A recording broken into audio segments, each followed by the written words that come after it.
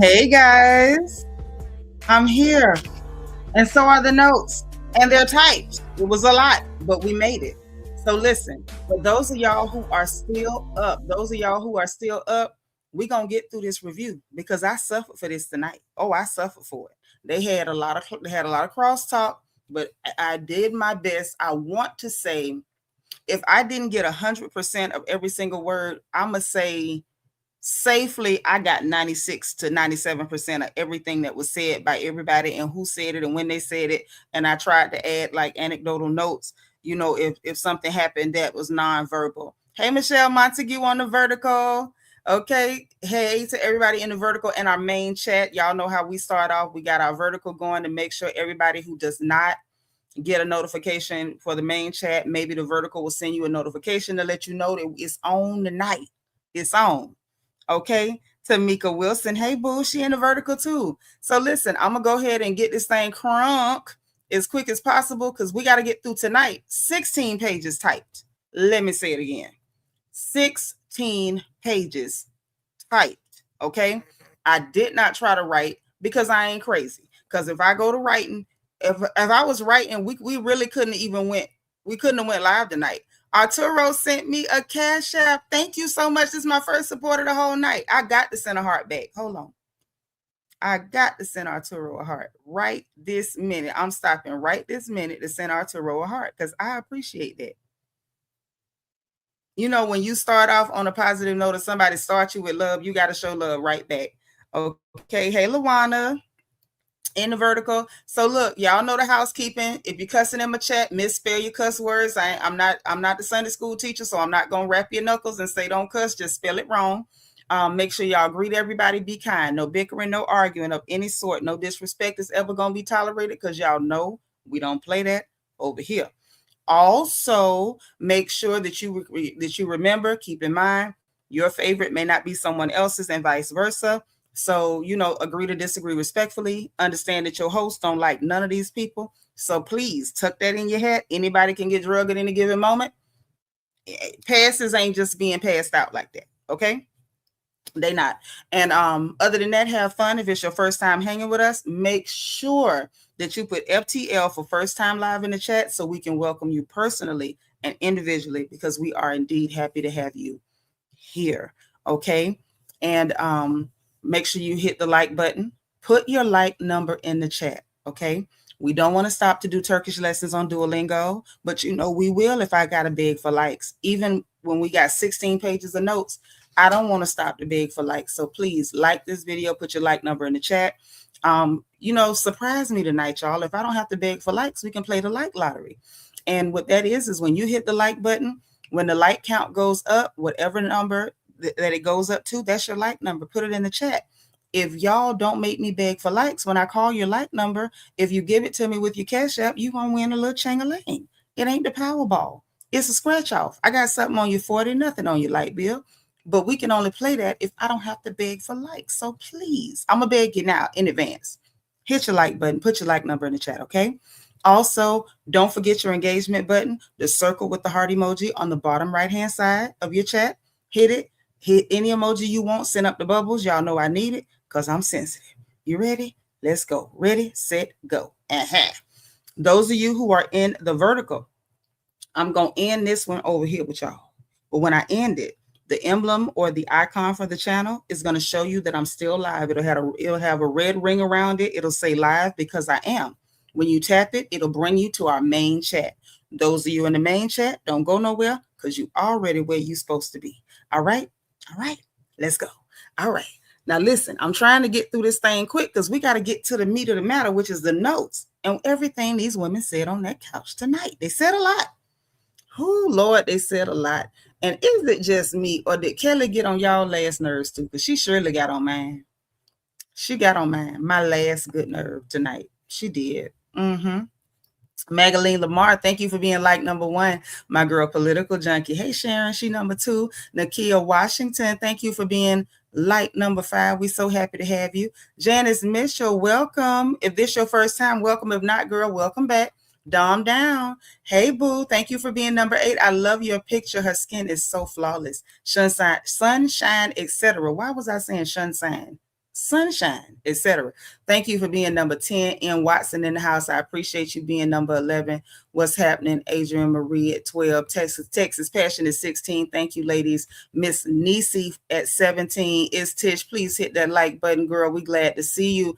At least one of these ruthless sisters from Chicago, Illinois. She's number 22. Cass ATL is 21, and I thank you. Miss Weedy Pooh is 27. Good to see you. Good to see you. Miss Sparkle. Tish says she hit the like button and the engagement button. Thank you. Miss Sparkle is another lovely lady out of the Windy City of Chicago, Illinois, and she is our resident Mary Kay lady. Holler at her if y'all need anything for your skin, your face, your hands, your everything. Holler at her. She got you. And she's asking you and reminding y'all to please hit that like button. Brooklyn Queen for you is number 24, and I appreciate it. Girl, yeah, I was getting them notes done, baby. I worked on them notes literally up until, I want to say 5 minutes before I set the live up, because I still needed like a head start to run to hubby's office to use his printer to print them out, because my printer was acting funny. So I had to go run and use his printer. I sure did. Richard Wilson, thank you for being 25. DV in the house is 27. Deborah Randall makes Housewives Talk Legal, and she's also 27. Michelle Gray is 26. My nephew Sean Living Life is 27. Oh, a gang of y'all hit the button at the same time. Come on in. CC is 28. All right. The Lauren Brown in the house. She number 32, and I appreciate you. Couture Bay, our beautiful, gorgeous, darling niece, is number 35. Happy to be happy is 33. Nap Queen New Orleans is 35. Hey, sis, I'm so glad to see you. I am. Catherine Bennett is 38. That's our sis, y'all. That's our girl. Makeup Addict, hit the like button, girl. Sinclair Baptiste, hey, boo, thank you for being 38. Y'all, we got D out of control. DS is number 39. She's running a reflection corner. Listen, I may not catch all of the offenders tonight, but if DS can stop being bad and go into jail herself and she catch you, she might have to drag you to the reflection corner. Now, they do try to keep snacks in there and they keep the chairs organized. So, you know, you'll be in good company. Tanya Dotson, hey, lovely. Thank you for being 39. My brother Juan in the house is 34. How you doing? Black Smile 49. Nika J. Hey, Nika J, thank you for being 43. My boo Belicious is 54. And so is Auntie Eva. Y'all come on, get tucked in now. It's about that time. Connie Cummings, how you doing? Welcome. If this your first time, welcome, Connie. Anybody that's new, please put FTL for first time live so we can welcome you. All right. My sis Jones in the house. Thank you so much for the cash out. Let me send a heart back. This is my sister. I love her.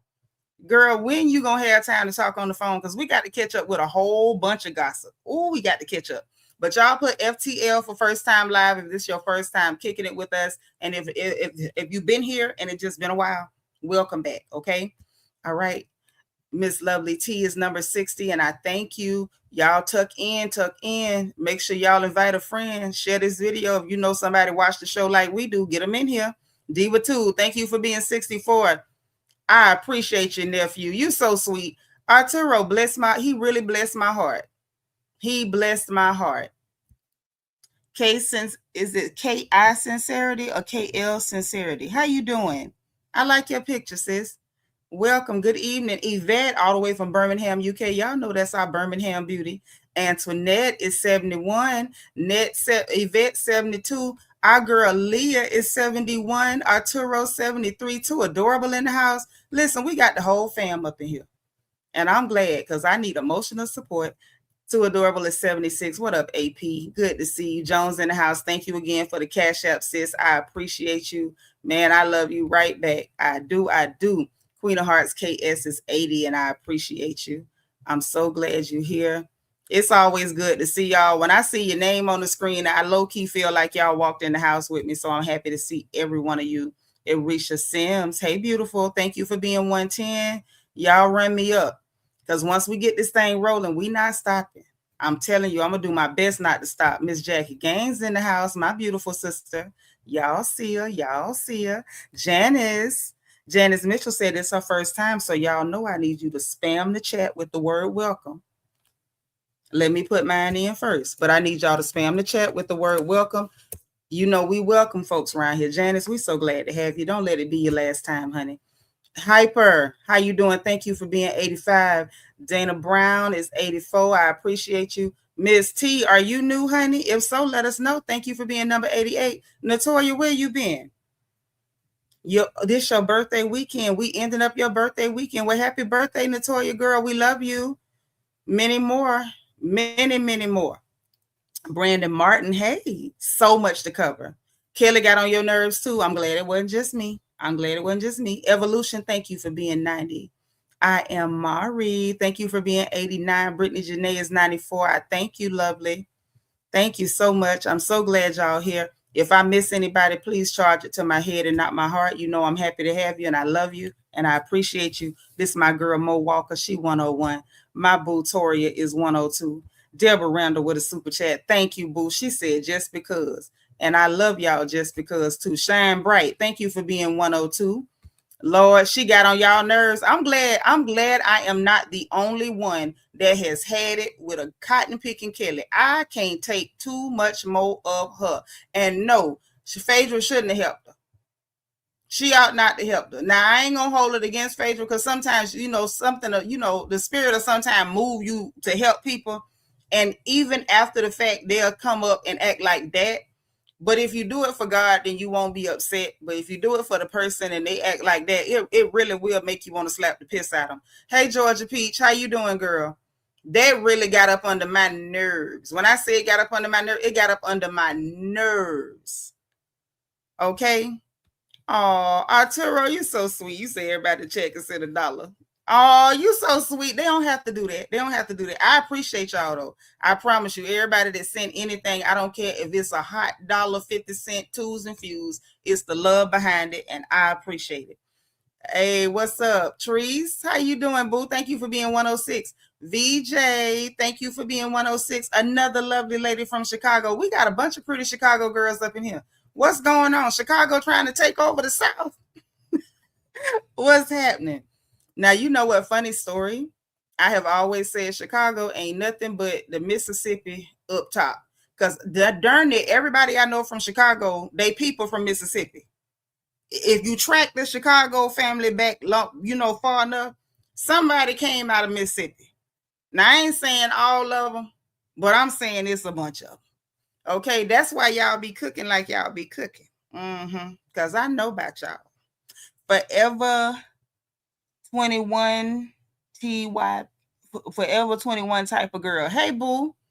Is this O'Neill? This O'Neill from Florida? Thank you for being 110. Y'all change these names up, and I don't ever know who I'm talking to. What up, Shondala? Thank you for being 110. Sincere. I look good, Shondala. Thank you, girl. I had washed my hair, and I didn't blow dry it, girl. It air dried, so it look a little crunchy. But I don't care. Sincere, how you doing? Hey, Poetic Lyrics. How you doing, Sakai? Thank you for being 122. Listen, I'm gonna speed through this now. La the Capricorn say this her first time, so I need y'all to run it up. I need y'all to spam my chat with the word welcome. I'm gonna put my welcome in here. Don't make me beg. I ain't too proud to beg, but don't make me beg. We ain't got the damn tonight. We got to get through a lot of notes. It was a hell of a ride tonight. Jay is the gym mate. Thank you for sending your welcome out to these lovely ladies. Wait a minute. Yammer, where you been? We missed you, girl. Thank you for being 136. Neo Aries, thank you for being 128. Yeah, we finna wrap it. You know what I'm saying? Y'all know I like to individually thank everybody if I can, but y'all rolling in, and I know y'all ready for the gossip, and I'm ready to get it to you. I'm going to tell you exactly how it went down. You know I got to keep it straight because these heifers be lying. All of them will tell one now. Every one of them will tell a hot lie. You been here before? All right. Well, welcome back, sister. Welcome back. Southern Ivy, thank you for being here, and thank you for being 129. D, thank you for being 133. Tamika Wilson and slid to the main chat. That's what I'm talking about. Okay, let's get into it, man. Again, I'm going to say ahead of time, y'all, if y'all see somebody I didn't speak to, please greet them for me. Toria, thank you for the super chat. I love you right back. Thank you. Man, the Lauren Brown sent me a cash app, man, with the picture. I love when I get the ones with pictures. Let me send a heart right this minute. Thank you so much. And my good sis, Nap Queen, New Orleans. Thank you, sis. Let me send a heart to you. Man, I love my sisters. Thank you so much, Toria. Listen, I'm finna buckle down and we finna dig into this thing, man. Cause these broads, they was wilding tonight. Like stuff was being said. Stuff was being said. I'm like, what is going on? At least say all our people from the SIP, and I used to live in Atlanta and Florida. I get called country by country folk. I love it though. It's so I don't know.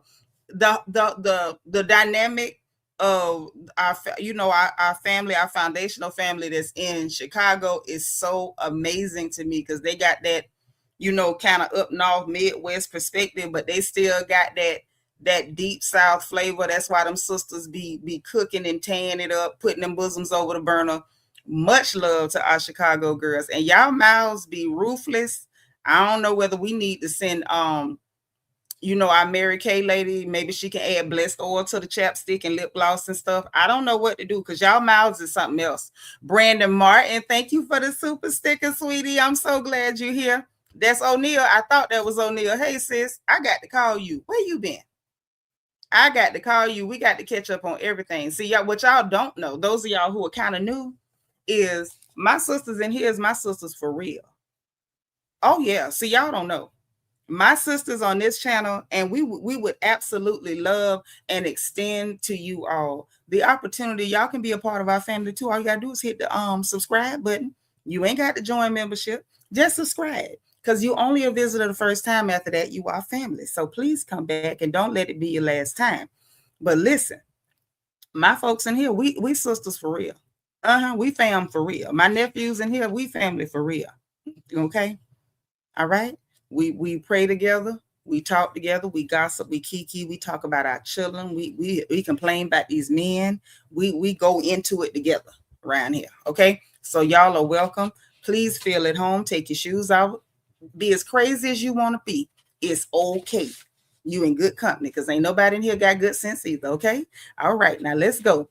What, Miss Parker? You can add blessed oil to some of them lip balms.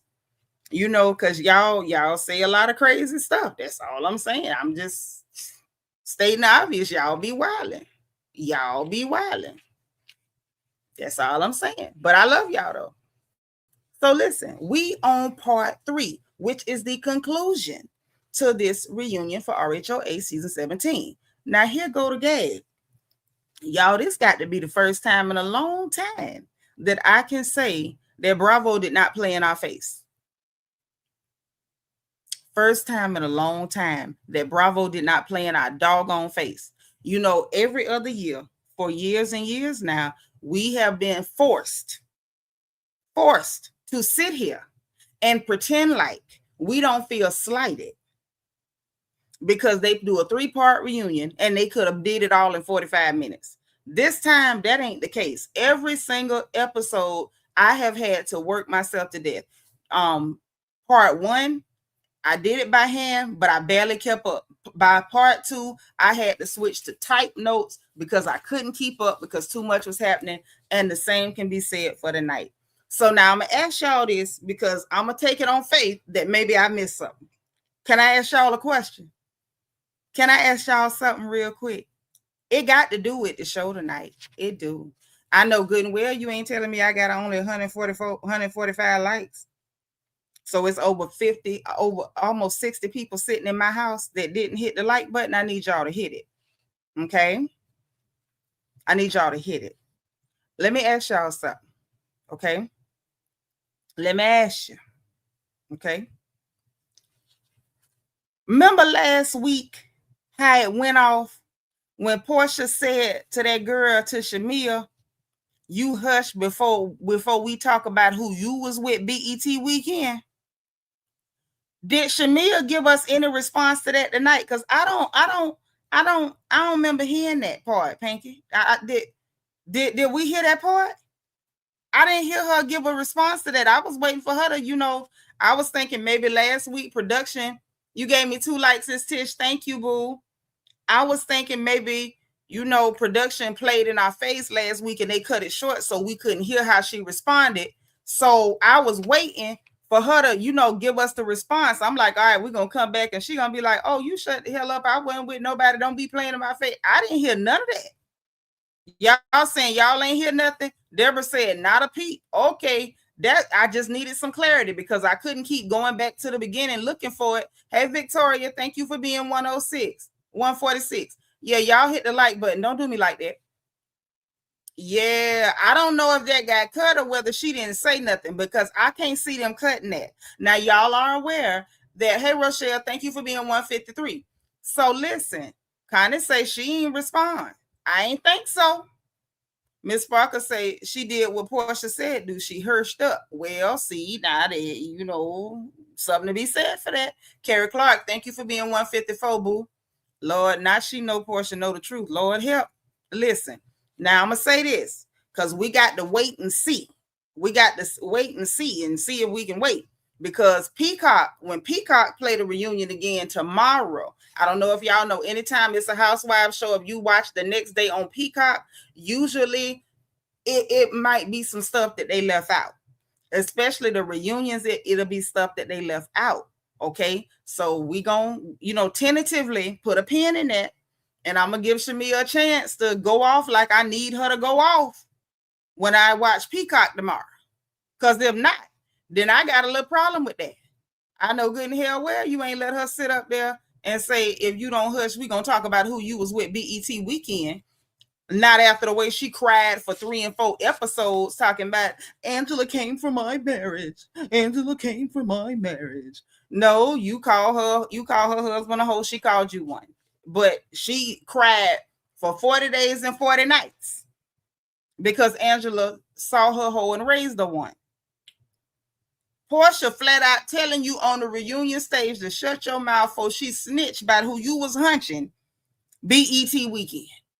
And if she sat up there and got quiet, I know something. Yeah, Tanya, she glazed right on across that. In the words of Betty Wright, we eased that right on by her. Yes, we did.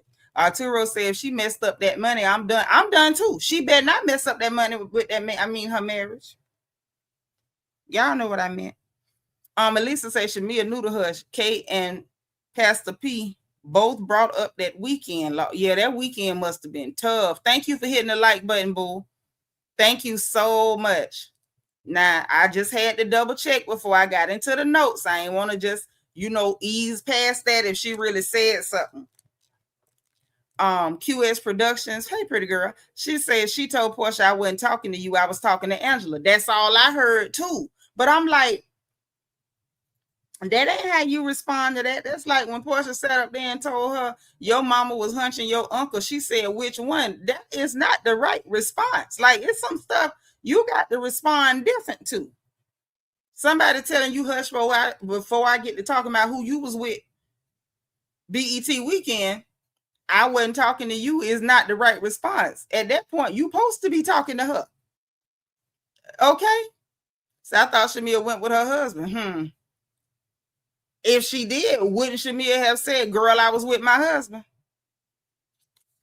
And we don't know when the husband got there, if he got there. You know what I'm saying? We don't know what Portia was referring to because Shamia didn't address it. Hey, T. Monique, thank you for being 164. And I would expect her to address it after she, like I said, cried for 40 days and 40 nights because Angela called her a hoe. This girl here said, not only did she say you was a hoe, she said she was going to go ahead and tell everybody who all you was hoeing with. Okay? Listen, you can't have, cojones when somebody, might be holding your tea. You know what I'm saying? Victoria says the victim don't want that man. She wants the life he afforded her by being married to him. That's okay with me. I'm going to just say that. I don't know whether y'all ready to hear that, but I don't see nothing wrong with that. I know everybody want women to be around here like, oh, just so devoted and whatever. That's nice if you can be. It's nice if you can be. If the man giving you the life that you want to live, you can learn to love him. You can learn to love him and don't mess up that check while you're learning. Okay? Hey, Brian, thank you for being 170. Hey, I'm holding it together. Antoinette say Portia meant 2025. Gerald was this year. Oh, okay. They say 2025, not 2026. Well, listen, here go the thing.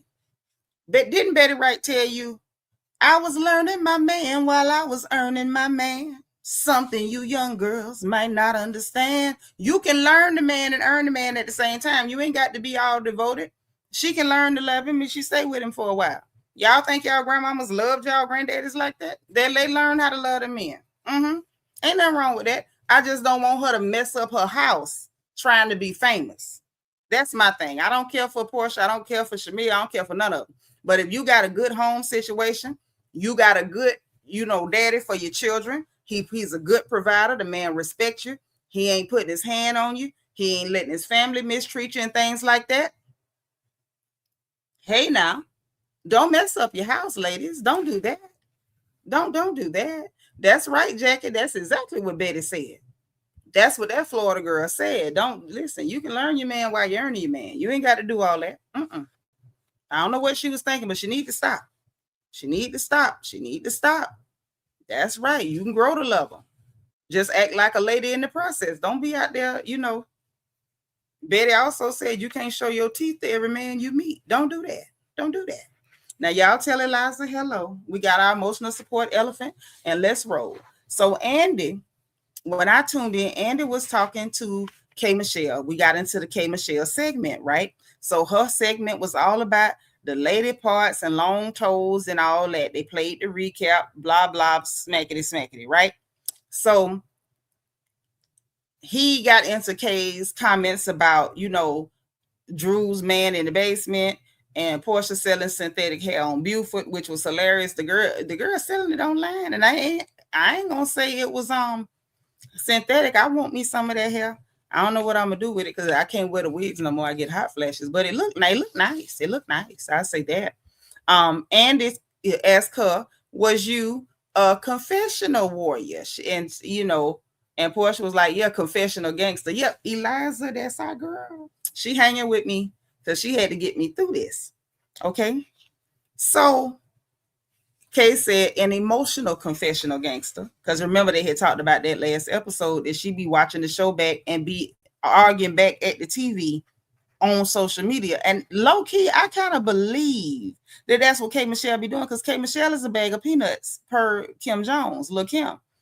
So then Andy was like, yeah, you also an emotional tweeter. And so he got to asking her about the plot and the plan, right? So Kay said, someone asked me, how do I know Black? Now, I'm going to say this. Hey, Andre. Hey, Party Capricorn. I believe Kay. I know Kay is a bag of pecans. I know Kay a little crazy. Hey, Danya. Y'all hit the like button. But thank you, Vet. It make more sense now. Because I'm like, what the hell is she even talking about? How she done flew over the cuckoo's nest? The girl ain't said nothing. Well, here's the problem. Somebody said something, because Kay is saying, and I believe her. Y'all get my likes right, please. I know good and well we ain't sitting up here with 90 people not hitting the like button, because I can stop these notes just like I started them. Please hit the like button. I'm not begging y'all to send no donations, no super chats. If you do, I appreciate you, because I appreciate all love. But them likes, I need them. Straight up, I need the likes, okay? We cannot have 90 people sitting in my house not hitting likes, because y'all in my house right now, just like I'm in yours. I greeted you. Please greet me, okay? Say you need that glueless on the headband. Girl, she was online doing sales on the headband wigs. You got to catch her when she on that TikTok, that she be having deals and free shipping and all type of stuff. You got to catch her. Hey, Satra, thank you for being 180, honey. Tanya said K. Michelle let too many non-cast members get in her head. She did. But the reason why I'm going to say that I believe her about Drew is because here's the thing, man. For Kay to say that somebody asked her, it actually makes her behavior make sense. Because she said somebody asked her, how do you know Black? So for somebody to ask her, how do you know Black? That means somebody had to already make the statement that she knew him in order for them to even ask, well, how do you know him? Right? What I don't like about K. Michelle in this instance is say a name. Like, girl, such and such came to me and said, asked me how I know him. So I ain't have no other way but to assume that you said something, because how else would they know that I knew this man? And Party Capricorn, thank you for the super chat. Say, let's get it tonight. Got to get the discount code. Not the discount code, Lord. But so when she said that, she said, how you know Black? And she said, let me go look at my DMs. Oh, he talking to himself in there. And then she said that they had did a play together. Thank you, QS Productions. I appreciate you so much.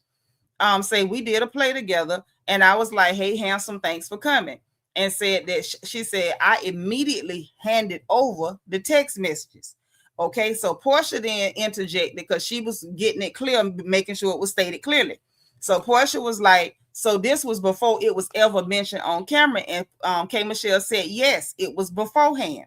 And she said, so as time goes on, it started getting around Atlanta. So more than one person said it to us, what she's insinuating. I don't know whether she did or didn't, but I do believe she heard it at least once before Drew said something in Dallas.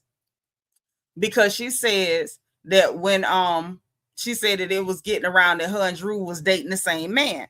So I'm like, man, okay, I get what you're saying. Oh, I get you, Party Capricorn. You off the chain, girl. I love that. So she said by the time they got to Dallas and Drew said, your friend, she was like, why is it my friend? Now it makes sense. That's why, okay, y'all recall, put a 6 in the chat if you with me. During the season, she kept saying, hey, Silly Boy 12, thank you for being here. Thank you for being 191 all the way from New Zealand. Appreciate you. She kept saying, like, I'm married. Don't be trying to put me together with that man. And I'm like, what you mean trying to put you together with the man? Put a 6 if you know what I'm saying. So I'm like, during the season, I'm like, the girl just said you knew him. Why are you saying she trying to put you together with the man? It wasn't adding up. But now with her saying that, it do make more sense, and it don't sound so disjointed and trail mix like it actually sounds a lot less nutty. So I'm like, okay, I get it. I ain't saying Drew the one said something, but I'm gonna say somebody said something. Now, one thing we do know is that Black is messy. Black hang with a bunch of women, 3 of which he scammed out of money. So he could have been the one making the statement and trying to make it look like he was in the mix between 2 women. It could have easily been him, because that's good publicity. If you missed a Black smoke and your money bad because you scamming chicks out of money, it would make sense that he would want the free publicity. Where K. Michelle messed up was, instead of going to the girl asking a question, K. Michelle jumped in and came in with accusations. That's where K. Michelle messed up. But now what she's saying make a lot more sense. So then Andy said to Drew, because you thought they had met or spoken before, right? So Drew said, yeah, because when you seen him on FaceTime, y'all seemed familiar. And so Kay was like, and Andy said too, he was like, yeah, in that scene, it seemed like you knew him. So then Kay was like, yeah, I acknowledged him because one, I just looked him up, so I know exactly who he is, and I'm not gonna hide and pretend like I don't know who he is. So I get that, because y'all put a 2 in the chat if y'all done this before. When it's somebody you don't really know like that, but you kind of remember their face and they acting like they know you, you be like, oh, hey, girl, how you doing? Put a 2 in the chat if you done did that before. Put a 4 in the chat if you the one person who ain't never did that. I'm going to put my 2, because I've done that to people. Because there be people that swear up and down they know me, and I be like, in my mind, I don't know you. But hey, how you doing? It's so good to see. God bless you. God bless you. That's so wonderful. You look good. If they look good. Now, I ain't going to pretend you look good if you don't. Satra say she ain't never did it. The rest of us, we done did it before. So I understood it once she explained it. And now, with that, hey, Lolo, with that, she sound a lot less crazy. Lord Nisa say plenty of times. For real. It ain't no joke. Like, I do that in a minute, especially if I got any type of recognition of who you are. I may not understand who you are the way you understand who I am, but I'm going to make you feel warm and welcome. I don't want you to feel like I'm being funny. So, hey, it's so good to see you, because it is good to see you. I may not know you like that, but it's good to see you. It's good to be seen, So I got it. So then Drew was like, I was very caught off guard, she said, when it was a whole fight almost over this man, I had never said anything. You're married. So K Michelle was like, well, that's the whole thing. I'm married. I was trying to get ahead of it. So Drew was like, yeah, don't do that no more. And so Kay kind of, had a little chuckle at that, because like, you trying to get ahead of it. Y'all should have just had a conversation, and it might well have been the man playing a game, or you don't know where it could have came from. You know what I'm saying? Maybe Drew did say something because the man said something, but I don't think so, because we saw Drew talking to the man during the season about the thing with the DM, and he was telling her about it. Hey, K Blake, thank you for being 196. And she was low key there like, but I don't know nothing about that. So it read like that was the first time he told her something about it. I'm thinking it came from the man, or the man said it to another female and she ran, not female, another lady, because I don't really like that, but another lady, maybe she the one ran it. Whoever ran it, there it go. So then Andy was like, well, got to the Portia oyster comment. Okay, the Portia oyster comment, and telling her like, Kay, by you bringing it up, you call something that I know you did not want to be, that you did not want being discussed by you bringing it up. That's the problem, right? You brought it up, so now it's a topic of conversation that you was trying to avoid, that now it's on the table. Actually, like literally on the table. So Kay was like, well, I felt like it was going to be discussed anyway, whether I said something or not. So then here I am again, and it was like, yeah, trying to get in front of it. And she was like, yeah, because I'm sitting there like, oh, y'all ain't finna run one on me, and Andy said, yeah, you thought, because she said the oyster comment that they was ramping up. And she said, yes. So Andy asked Portia them straight up, like, was y'all finna bring that up? Portia said, no. Drew said, I didn't even know about the story, which to be honest, I can believe that. To be honest, I can believe that, because that was kind of like, first of all, Mano ain't no real celebrity like that. Only reason I know about it is because I am, in a gossip space. So because I am in a gossip space, stuff like that run across me, but there wasn't like something everybody was talking about. Mano sitting up talking up under her clothes. And when it came out, those of us who did hear it, everybody came down on him like a ton of bricks, because that was disrespectful as hell, right? So Drew says she didn't even know the story about that. And Portia was like, well, that's not something that would be like in our frontal, because they're not in a gossip space. Who the hell is checking for Mano? Because who is he? A has-been that never was. And before they could finish talking, here come Kelly. That's not something that's foreign to these ladies to try and dig up past things. Who the hell is digging up Mano? Who is digging up Mano? And the next question is, who the hell pushed your button, Kelly? This K Michelle, Drew, Portia, where you come into it? Ain't nobody even, who called your name, Kelly? I was so irritated. Just who called your name? So Andy literally deaded it. He was like, I'm just trying to parse this out. Like he shushed her real hard, like real heavily, right? Meanwhile, when she made the comment, like it's not foreign for these ladies to dig up past stuff on people. Meanwhile, Kelly came on that show, ain't nobody dig up nothing on her because she wasn't interesting. So for her to be talking about people digging up past stuff, like you got any experience in that arena. Kelly, who the hell digging up stuff on you? Kelly, you don't even want to talk about you. That's why you always in everybody else's business. Don't nobody talk about you. In the words of Cat Williams, take 30 seconds and think about yourself. And when the room get real quiet, you'll see why ain't nobody talking about you. You not interesting. You're not. So anyway, so Portia told him to, interjected like, look, that's not what was happening. Kay said, we was all on that bus talking about Thanksgiving, and Drew, you said you should fry fish. And Drew was like, and what does that mean to you? I'm sorry. I low-key had to laugh because I would be like, yeah, girl, if people don't know the story, you just sound crazy. Wicked, thank you for being 198. Lord, Elisa say, who may know? Nobody. He used to want to try to be a rapper at one point back in the 90s. and literally used to want to try to be like he's a has-been that never was. Mano ain't never popped. He would never about nothing ever in his life, not even to his mama. I don't even think he ever delivered a dope Christmas speech or Easter speech. Just nothing about him. Everything is just loser like with Mano.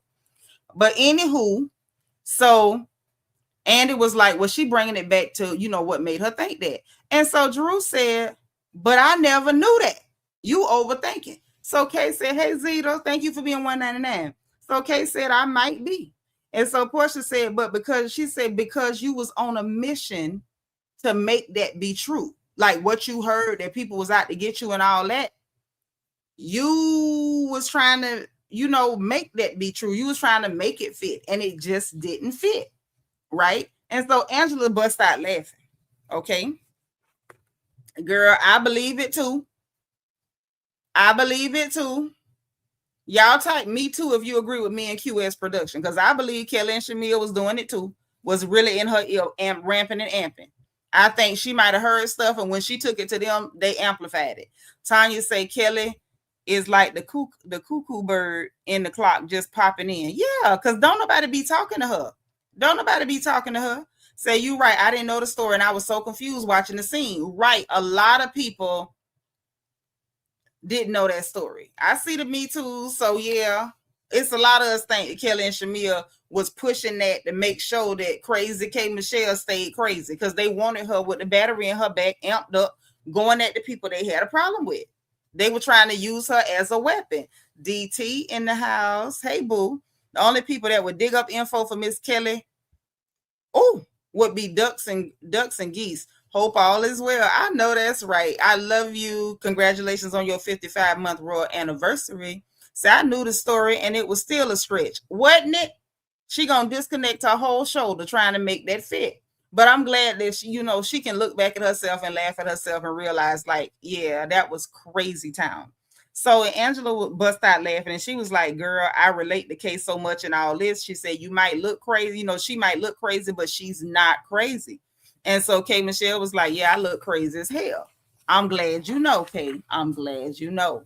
So Angela was like, look, you are me and I am you.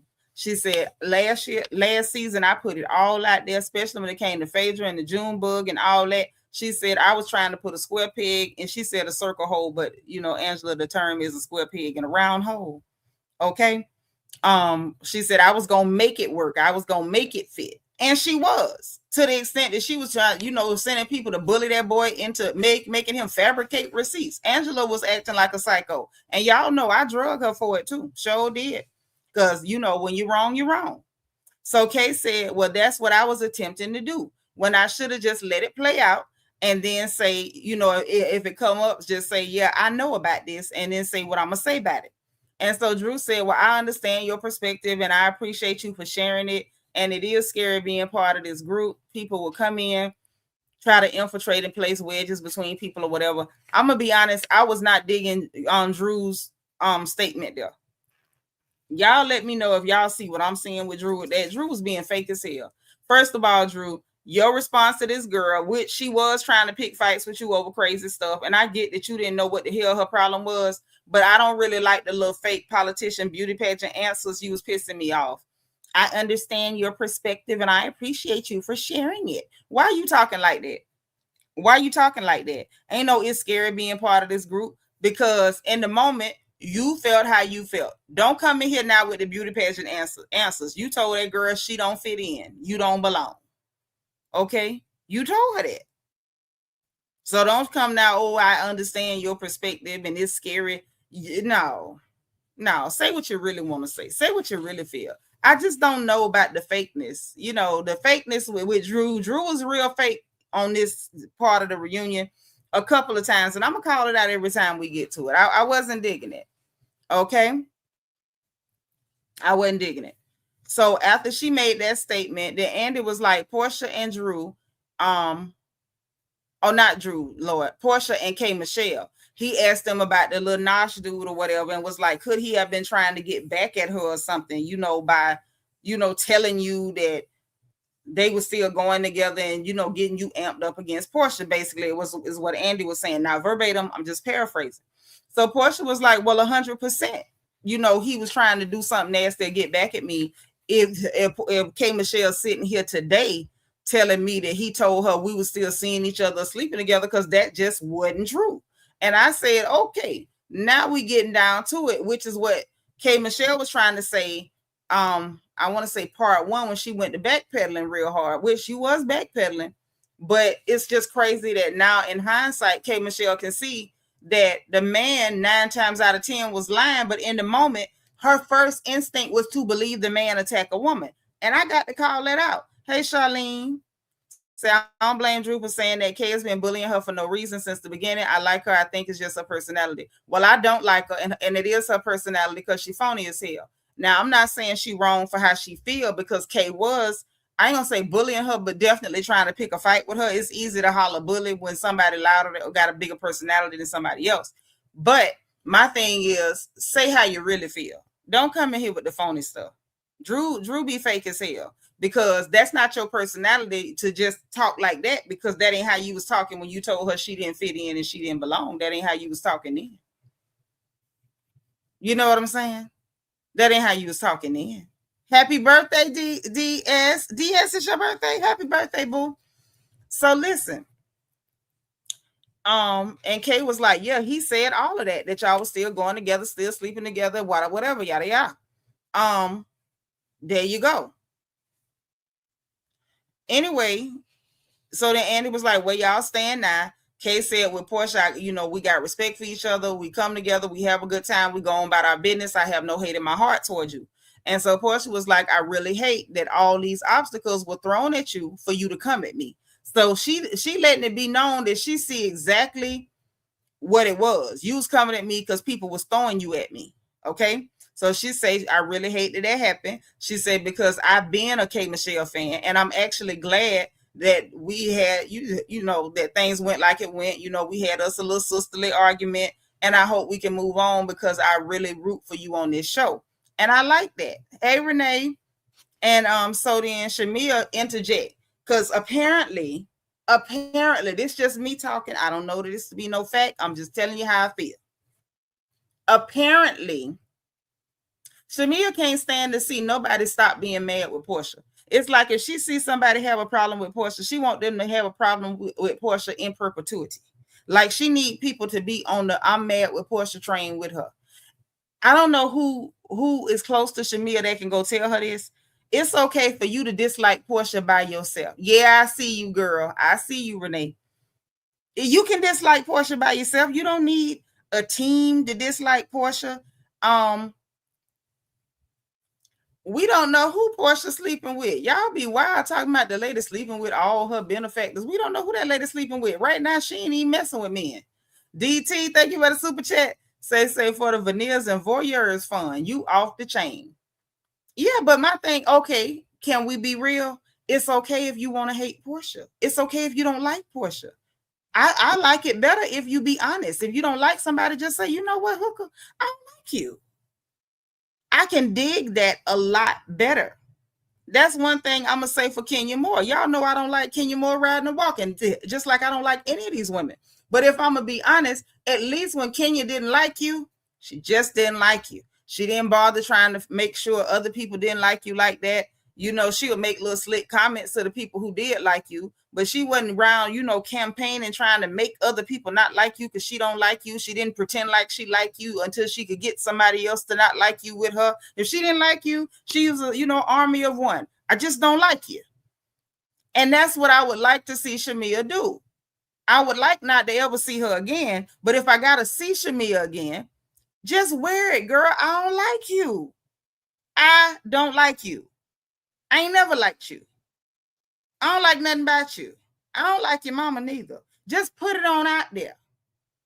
Just put it out there, because this behavior, yes, Tanya, she glitches when Portia win anybody's favor. If she buried a hatchet with anybody, they get along, ain't no more beef. It's like she just start getting a tick. Like, girl, pull it together. D say Shamia got a middle school girl mentality. She want people to hate Portia and do her dirty work while she play victim. And that is psychotic. That is psychotic. Get help. You need some milk. Dom Down say she big mad when somebody make up with Portia. She didn't even like Portia saying she was friends with Phaedra. She didn't. Oh, when they was over there in Scotland, the lady of the Glen and all that, she was upset. Right. Everybody say what you mean and stand on it. Like, what they gonna do? They gonna go outside and pull a switch off the tree and beat you because you don't like her. You ain't got to like her. Lord, Janet say she don't like herself. Lord help. Andre say this why Shamia alliance failed. K Michelle gift not gift. She failed. K Michelle gift not acting. Drew, you were wrong. She needs to stand for herself. Comment. Retype that, Andre. I don't know what that means. Shamia need to stand on her mean. Yeah. If you're a little mean-spirited, that's okay. I had a phase when I was mean-spirited when I was much younger. Shamia a little too old for it, but it's okay. If you're going through a phase where you feel like you a little mean, be mean. When I went through my mean phase, I was the queen of mean. Give me my crown, okay? I stood on it. I owned it. I owned it. I don't understand that, pretending like you cool and you cordial and you taking the high road and all the respectability politics. And then the minute you see somebody say, you know what, Portia, I ain't even mad with you no more. She on the fritz. Like, stop it. Just cut it out. It was just weird. So she interjected. I'm glad y'all can move on, but in your interview with Carlos King, you own Real Housewives of Atlanta reunion for season 17. And you talking about a Carlos King reunion on a YouTube channel. Okay. You said that she was on the wrong, she picked the wrong team. But I was accused of having alliances because you keep getting caught in them, Shamia. If you have an alliance or people are accusing you of having an alliance, and somebody appears to be aligned with you and they suspect you of having an alliance, why would they not say the wrong team? Because if you have an alliance, that would mean that you picked the team. I know she like to brag, talking about she's smart, but I don't believe her. The test determines that that's a lie. Divine Miss M, thank you for being 215. Yeah, she need to stand in it. I'm tired. If she ain't tired, I am. So then Portia said, she's like, what did you mean by that? Portia say team, meaning over there. I say, Lord, Portia ain't playing. She ain't trying to give no beauty pageant answers. Not with anybody on that couch over there, hardly. She been kind of graceful with K Michelle when they was all trying to talk to Pinky and she was being stanky Pinky and couldn't nobody tell her nothing. She tried to be graceful with Pinky. But with Kelly and Shamia, that heifer shooting from the hip. I say, eek, this getting tough. So she said, meaning over there. I say, not over there.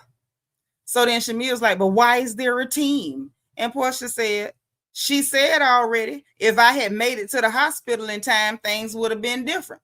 And I'm not saying that you choosing to be friends or get closer with them was the issue. What I'm saying is once things started happening, I couldn't get out of it. And then the plot came and it didn't seem like I was in a fair space for me to get to know you more.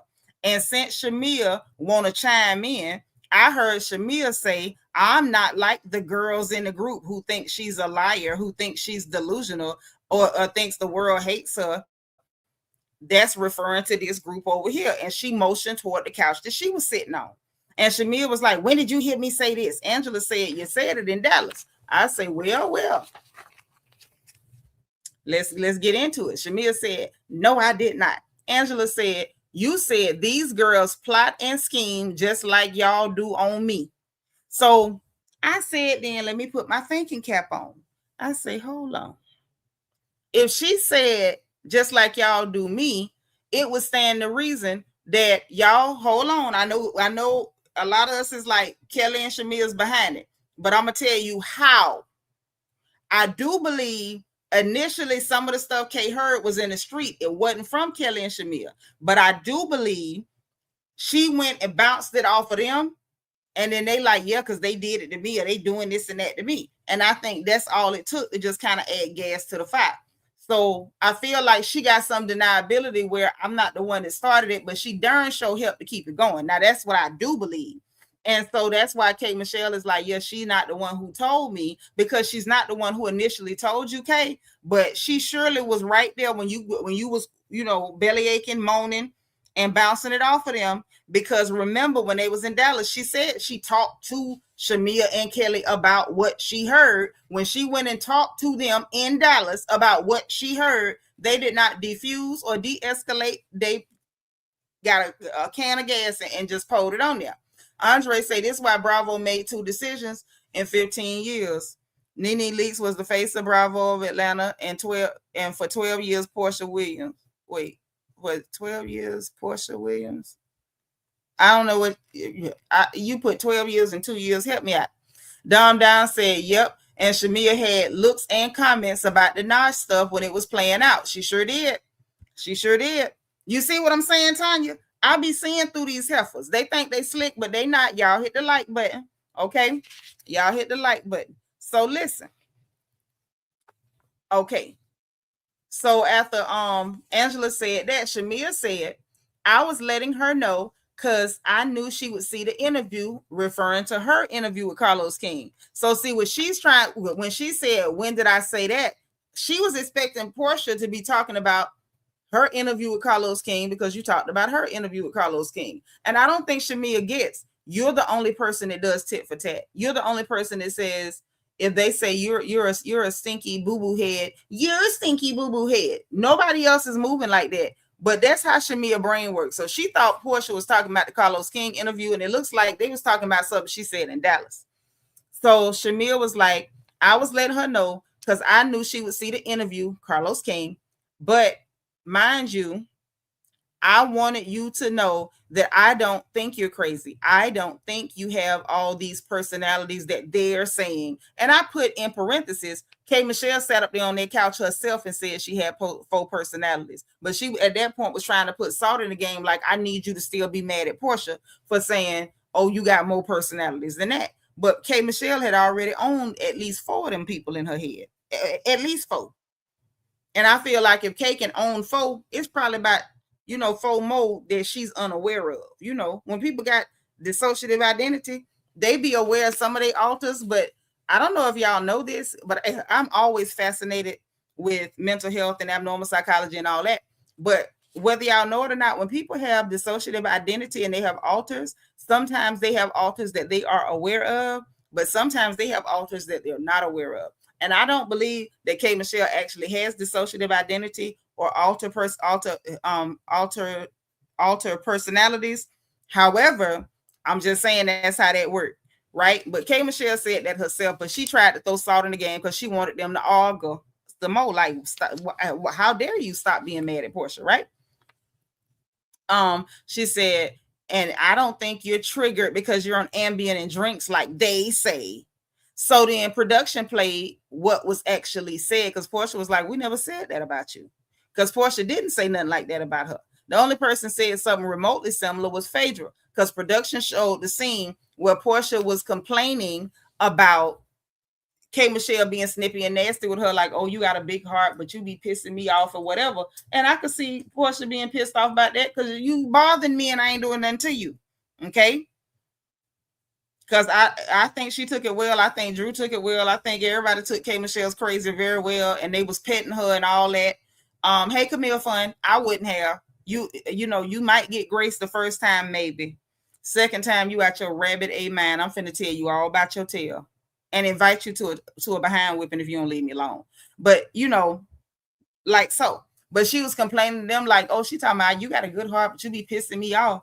And what Phaedra said, and we saw from production, because production actually rolled tape to see what was said, because we know anything said, Shamia gonna add something to it and then swear up and down you said it.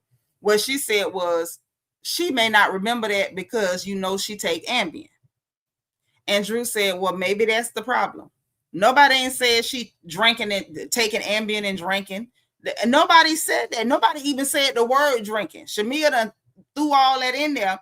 But what it gives to me is that Shamia literally been watching this lady take these pills and sit up and drink that Jack Daniels. And you had, if you ain't talked about her, you at least had an opinion about it. But you calling her your friend, but you ain't never say, friend, I'm worried about you. You ain't never say that, but you had an opinion about it good enough that you done made up a story that somebody else said something they didn't even say. Brian says Shamia always remix the truth. Hell yeah.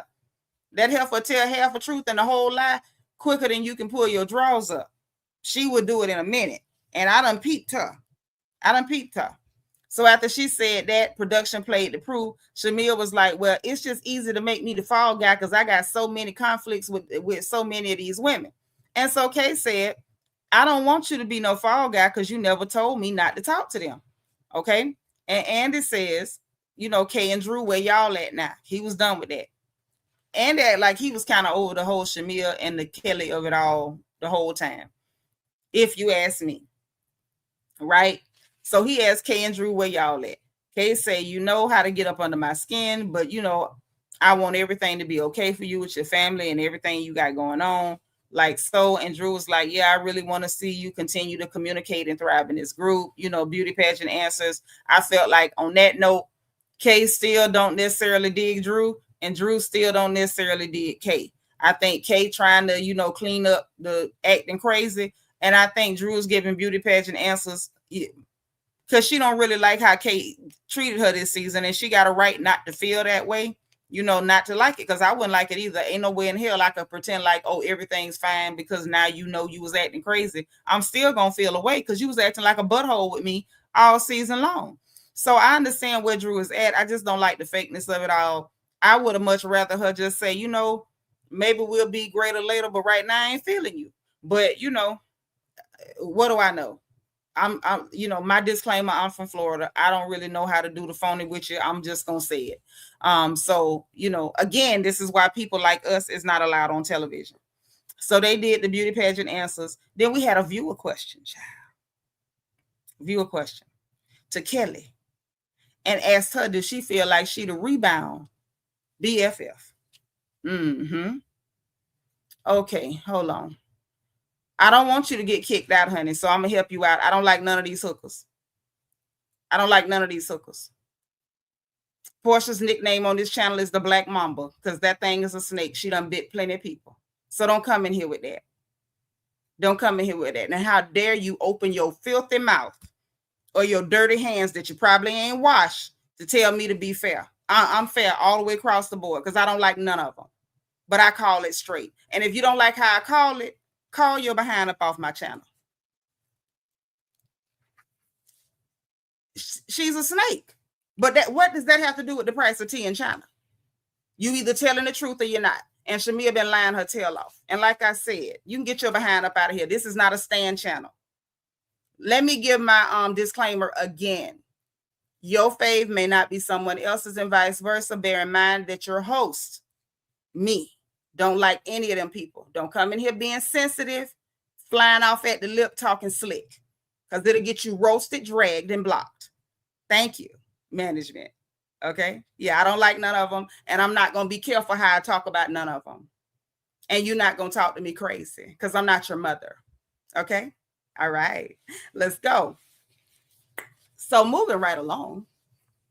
Yeah, they be doing the most. Like some of these people be real live, you know, fangirling out over these people and their stands. And, oh, you don't talk about my fave. I'm going to talk about them and you too. Don't come in here with that. I don't care nothing about these hookers. When you're right, you're right. When you're wrong, you're wrong. The end. And I don't care how you feel. I don't. You in here because I'm going to keep it straight. That's right, Rosalind. All them hoes be lying. Tell them again, Rosalind. They get on my nerves with that. They get on my nerves. Don't come in here with that. But I make it very clear I don't like none of them. None of them. And I don't have to talk nice about none of these hookers. I don't. And if you looking for that, find somewhere else to be. Immediately. That's right. If you're sensitive, get the hell on. Right. Idolaters. They get the glitching and losing their mind because you say something about their favorite. I don't care nothing about your favorite. Get up out of here. Anywho, back to the transcript. What happened? Thank you. Don't come in here talking crazy. I ain't your mammy. I don't know that hoe either. Don't come in here with that. Yeah, just disrespectful. Disrespectful. I ain't got time for it. Not today, not tomorrow, neither. Sinclair say that's Shamia. She better not bring her tail up in here. Unless she trying to get an appointment so we can get her some nice looking clothes. Now, if she want to sit down for a consultation, we can talk about that. Don't come in here acting stupid. But back to it. So, anywho, they did a beauty pageant answers. They asked Kelly, do she feel like she's a rebound BFF? Her answer didn't say nothing that made her look good, in my opinion. Shamia should have been side-eyeing Kelly at this point. I feel like she need to side-eye Kelly all the way around the board. I done told y'all I think Kelly wants Shamia a husband. And y'all could believe me or not. Kelly wants Shamia a husband. She do. She wants Shamia a whole life. I don't think it's a thing like she think he's so good looking. That ain't what I think. But I think it's like she sees Shamia life and she want that girl life. I said it. I believe it. From her looking at the house with the elevator in it, the mini version of Shamia's house, to her sitting over there at the girl house, at the man birthday party, pretending like she drunk, flirting at that woman husband after she done told her, well, Gerald can't be your whole life. You talking to her like trying to boost her head up to go against her husband or to disrespect her husband. And then in the next breath, you in his face kissing up and flirting, pretending like you drunk, like you don't know what you're saying. Shamia better watch that hooker. She better watch that hooker. I'm telling you, she gonna mess around and mess up her good home. Brian say, my fave, Seanitra has dragged my fave Portia for years. Show hair. Every time she step out of line, I'm a drag her. So I agree, she want that woman whole life. She sure do. And Shamia don't even see Kelly coming. When they ask her that question about the rebound BFF, yep, they don't want your help. They want what you got. They want what you got, baby. That's what they want. And Shamia do not see Kelly coming. Kelly is dangerous. Because Shamia never think in a million years that she need to watch herself around Kelly. Kelly ain't pretty as her. Kelly ain't built like her. Kelly ain't got nothing on Shamia. But what Shamia don't understand is, well, ugly woman can't match you on looks. That ugly heifer be willing to bend over backwards and do stuff that you ain't willing to do. And if she your friend, she's sitting there listening to everything you say. She listening to every complaint about your husband. She listening to everything that you saying that man wants you to do. And she know just how to go to him. And, well, I like to do this and I like to do that. And he, men ain't that smart. Yeah. Men ain't that smart. That's what I'm saying. Shamia better watch that girl. Because when they ask her that BFF question, did y'all catch how she answered that? She said, hold on, because I want to quote this hooker. I wants to quote her. No, because we built a true relationship. She's somebody that I can call on and I can count on her. I don't like how that sounds. So she your real friend because you can count on her. You can call and count on her, so you can use her. She your friend because she's a supply for you. That's what I heard. Not because, hey, that's my sister. I jump up and do anything for my sister, and I know she got my back the same way. That ain't what I heard. She said I can call her and I can count on her. What? She was wearing Shamia clothes in New York. See there? See? Shamia gonna be blindsided. Yep, I done seen it happen in real life. Put a one in the chat if y'all done seen it before. I have seen it before. Happened to one of my good friends back home. Sis, if you watching it, I ain't gonna say your name, but you know what I'm talking about. My friend had a couple of group homes. I'm gonna tell you. Okay, she had a couple of group homes, and this girl that we all know, because she from the same town and everything, she was never cute. She was always kind of on the bigger side or whatever, not shapely, just real plain in the face, like nothing to look at. And she was never like one of the popular girls. Like nobody ever really, even her baby daddy was type stuff. My friend befriended that girl, didn't act no way with her, had her back, helped her start her own group home. From there, she went and got another one, had her doing good. Baby, next thing she knows, she started going to the same church with them. pulling the same stuff on her that Kelly pulling on Shamia. Well, then come to find out, one of the old ladies at the church went to my friend, my good sis, and said, hey, you don't need to have nobody around you and your man like that. And my friend was like, oh no, it ain't like that, trying to shoo it away, like, no, that's my friend, yada yada. And the old lady told her, she said, girl, I see how she looks at you and your husband, because she was sitting in church with her husband, and the friend wouldn't be sitting next to them, but one of the mothers in the church was saying, when y'all stand up or talk or anybody address y'all, she could see how she be looking at y'all. Baby, when she knew anything, the girl be coming over there for holidays, hanging out. It was one night she had drank too much and had the husband drop her off. Hey, go drop off or whatever. When she knew anything, that heifer was sleeping with her man, tore up the whole house. That's why I'm saying what I'm saying. Shamia better wake the hell up. That broke, dingy, destitute hooker is not your friend. She is a parasite, Shamia. Now, while I don't like Shamia, I don't like the idea about a trifling opportunist heifer ruining your home. You got two girls with that man. You got 2 daughters with that man.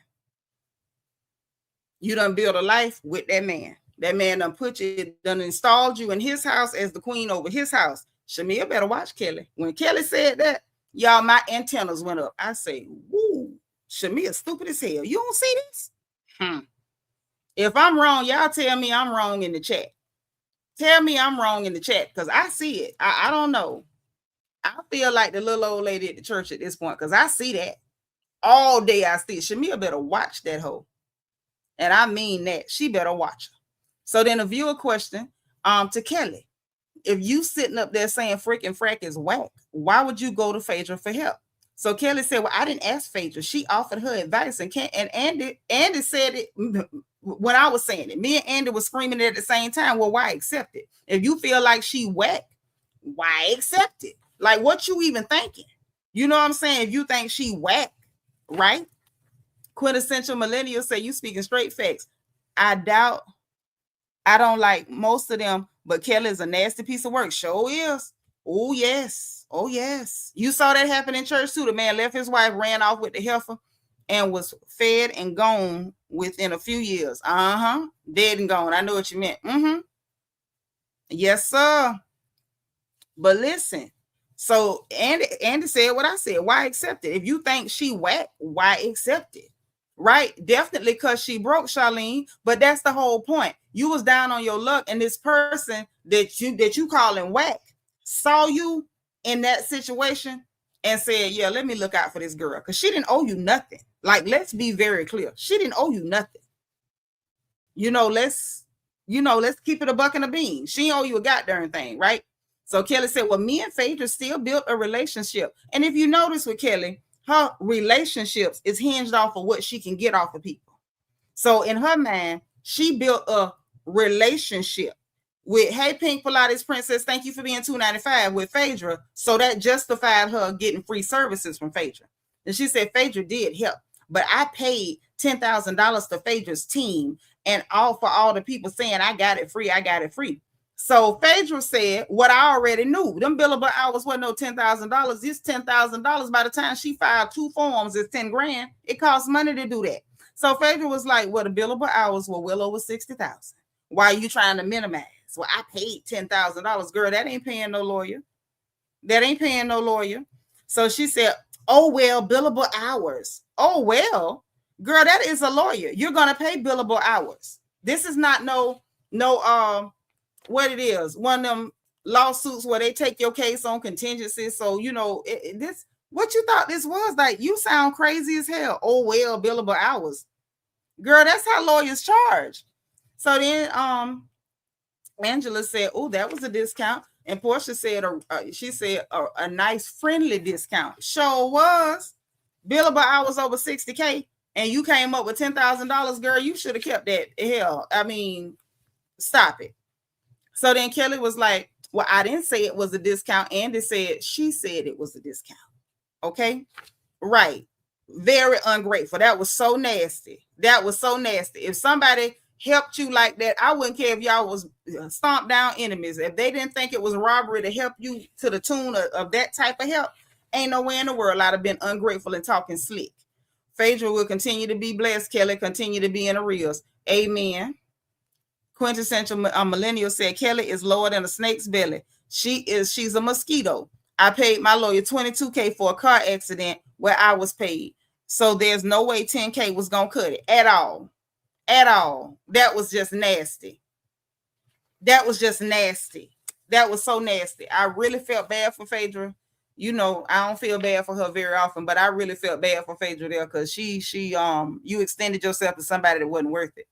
So Kelly then, when Andy said she said it was a discount, she's like, well, whatever the case may be, $10,000 was paid to her company, and it wasn't that much to be done. I say, help, Lord. Phaedra said it was plenty of work to be done, and I know it was. Kelly said my attorney that I had prior to that I paid $250,000 had done a lot of work. So they were just taking what was going on. And in my notes, I'm like, if you had a lawyer prior to that you paid $250K, why you didn't stay with them? Big talker. You got a lawyer that you paid $250,000. Why you didn't stay with them? Why you bragging about what you paid? I don't believe you paid them. I don't believe you paid them nothing. That husband, that mean ex-husband, he probably paid him or something. I don't believe you paid him. And so Phaedra was like, we didn't use any of your old work, Kelly. We did not. And she said, and Portia was like, why are you discrediting her work? And so Kelly said, I'm not discrediting. And Phaedra said, you're definitely discrediting and minimizing. Definitely discrediting and minimizing. And Angela said, I had to pay $5K just to respond to a cease and desist. And you better tell the truth. Because by the time you got them people filing paperwork and stuff, it costs money. Every time they file something, I don't care if it's an email, you're paying. You're paying. Them people did not go to school all that long time to be just doing stuff on the house, or it's just an email, give me $20. That is not how that works. That's why that girl offered to help you, because she knew that your broke, busted tail couldn't afford it. And you up here talking slick like that. So then Kelly's like, well, that's your cease and desist. That ain't got nothing to do with me. She never said the cease and desist did have anything to do with you, Kelly. She's letting you know that you sound stupid thinking that $10,000 paid that lady not only for their legwork, for their research, for them pulling your old cases, because we know you didn't pay to get your files moved from the other lawyer over to them. We know you didn't do that. So she had to go and try to pull all your records from the court. Then she had to file stuff, every document they had to file. And we sitting up there listening to them people talking about they filing, trying to get court cases to bring him in because he was $31,000 in arrears paying you. If it was that simple, why the hell you didn't do it on your own? Oh, I know, because you can't. I know, because you can't. It sounds like you barely read. Right? And on top of that, they going to court. He don't show up because he filing cases to extend stuff, and they making court appearances with you. And you thought $10,000. Angela was right to tell you that just responding to a cease and desist cost her $5 and you talking about you paid 10. You ought to be embarrassed and expect us to believe you got 70 grand off that funny looking dude for your teeth that you got on promo because they got your picture up at Hartsfield Atlanta Airport. Back to the notes. So anyway, Andy was like, Phaedra, how did it feel to see Kelly call you whack when she said freaking frack is whack or whatever, right? Phaedra said, I was disappointed to see that because I've been a good friend to Kelly. Anytime Kelly called me, I picked up the phone. She said, I even gave her the name of great restaurateurs and stuff to help her out. She said, Pinky's sitting right there next to her and she ain't give her no help. And I believe Phaedra. And I feel like if she did do something, Phaedra had that impression because Kelly made it look like she had that, like Pinky wasn't helping her. Because tell me this, put a 7 in the chat if y'all remember episode 1 where Kelly was talking trash about Pinky. Put a 7 if y'all remember that. Kelly sat up there, she's not a girl's girl and this and that. Meanwhile, we seeing Pinky extending herself, being kind, telling her if there's anything I can do, reach out to me. You know what I'm saying? I didn't see Kelly do nothing sideways when it came. Pinky do nothing sideways when it came to Kelly, but we saw her talking about, oh, Pinky is not a girl's girl, this and that. Pinky is stanky. Pinky do have a stanky attitude, but I didn't see Pinky give Kelly none of that stank attitude. So I can believe that Kelly sat there and told Phaedra, oh, I can't go to Pinky. Pinky's not a girl's girl. She ain't gonna do this. She ain't gonna do that. Yada, yada, yada, right? So I wasn't really mad at Phaedra for laying it on out there. Yeah, Kelly ain't nobody friend. Kelly is a very nasty, cantankerous charity case. That's what the hell she is. Hello, good night. So Pinky was like, well, I have helped her. I have a lot of great information. Phaedra never said you didn't have great information. She said you didn't help that girl. And so Kelly was like, yeah, we've had great conversations. Yeah, but you still ain't saying she helped you, which gives that ain't what you told Phaedra, right? You glossed it over. So then Andy had a viewer question for Shamia about the rum bum. She didn't have no good information. Oh, I'm disappointed. I got crickets back from them. I'm not hearing nothing back. And it's family owned and the father's not willing to release it. Why the hell would he release his business? Why would he release his business to you, ma'am? You wanted to partner with them people, like part ownership and all of that, and it just wasn't going. And I think low-key, Pops just didn't want his rum in a bottle shaped like your behind, because why the hell would he want that? But yeah, so that fell through. And are we surprised? Because I'm not. I'm gonna just say that I'm not. So yeah, my back issue, and I'm real ignorant. I use a comb and scratch my back. Okay. So anyway, rum bum done. I'm like, why was that even a conversation? So then Andy asked Kelly about the restaurant that she opened and closed, grand opening, grand closing. And he asked her, did you bite off more than you could chew? She didn't answer the question at all. I would say she definitely did.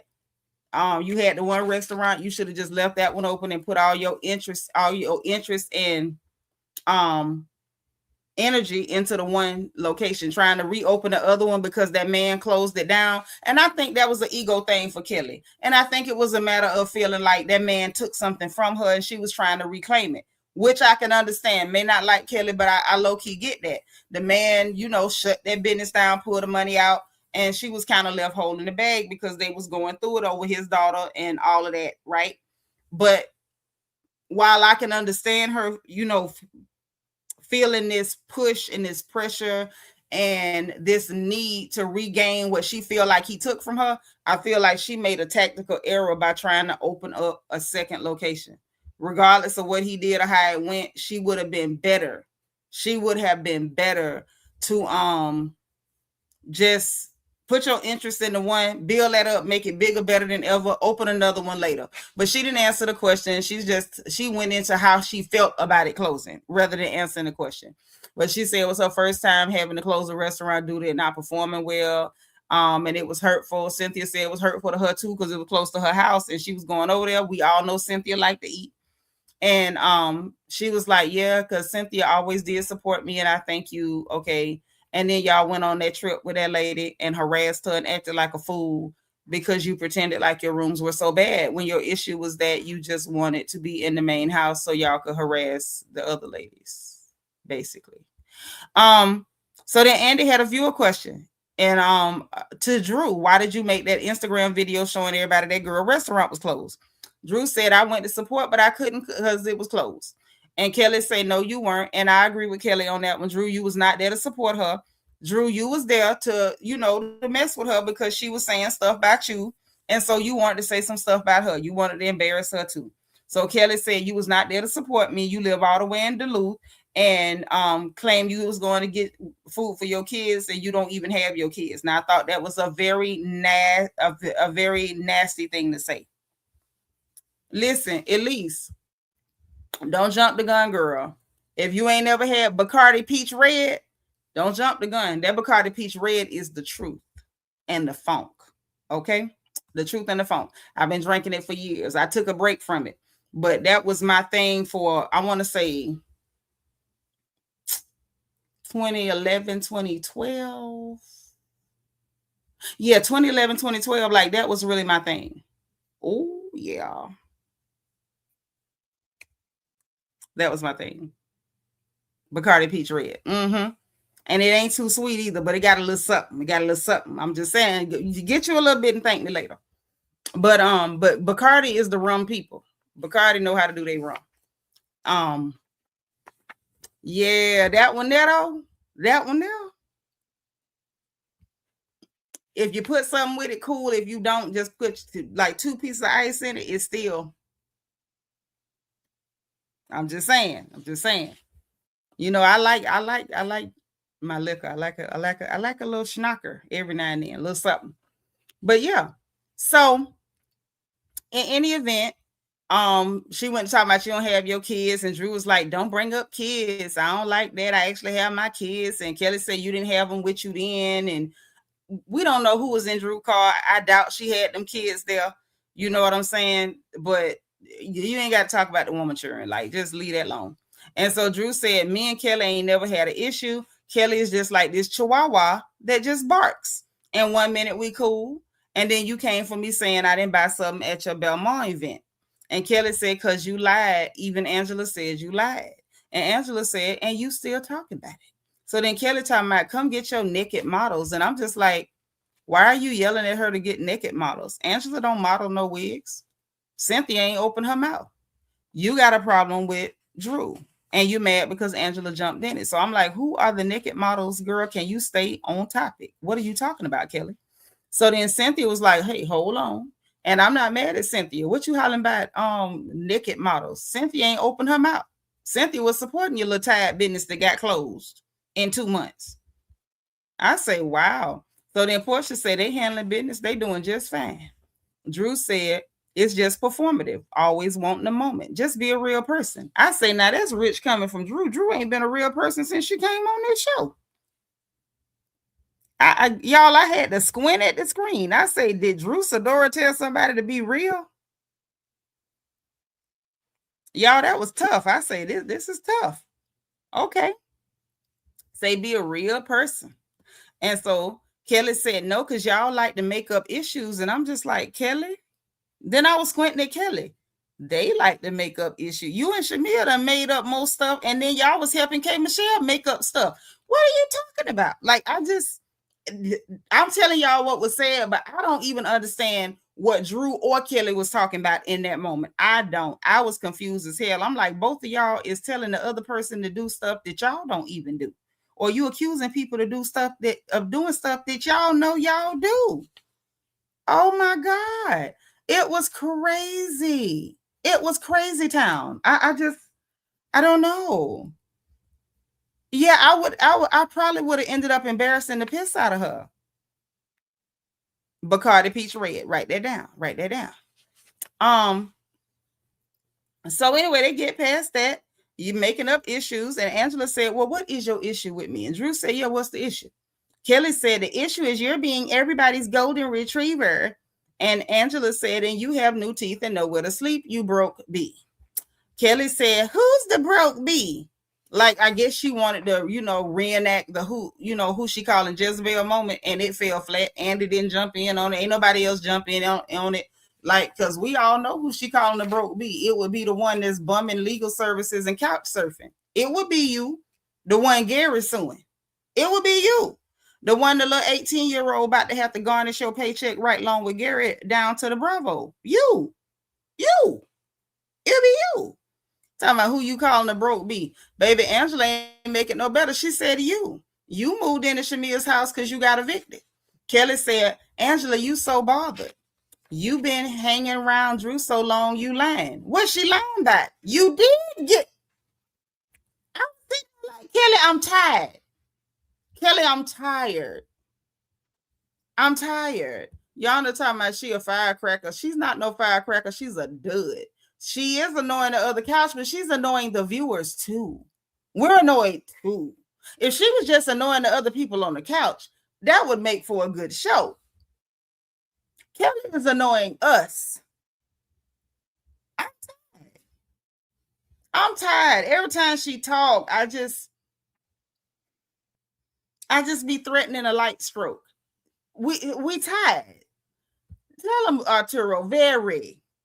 Yes, Kelly is a fan. I don't like fans. Don't bring no more fans, man. Welcome, honey. Welcome. This your first time. Welcome. If not, baby, welcome back.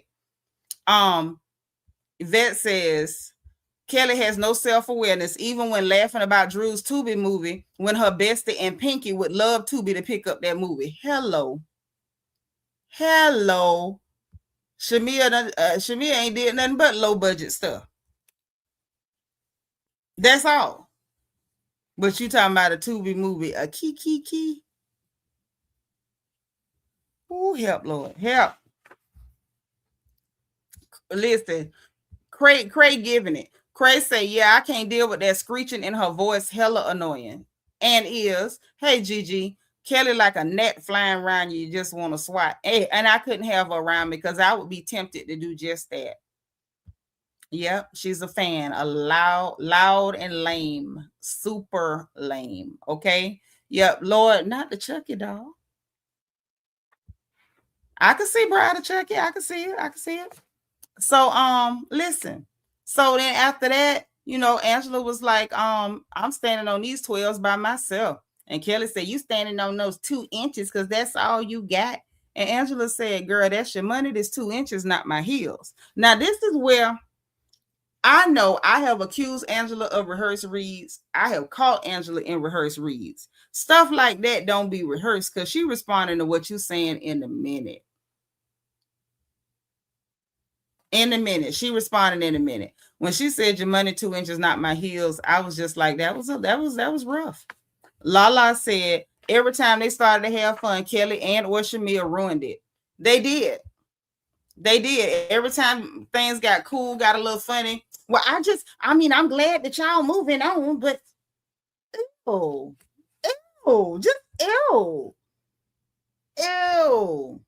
Absolutely ew. Yana said, why did Kelly tell Claudia about the 10K before the episode was aired? Bravo should talk to them about doing that. They should.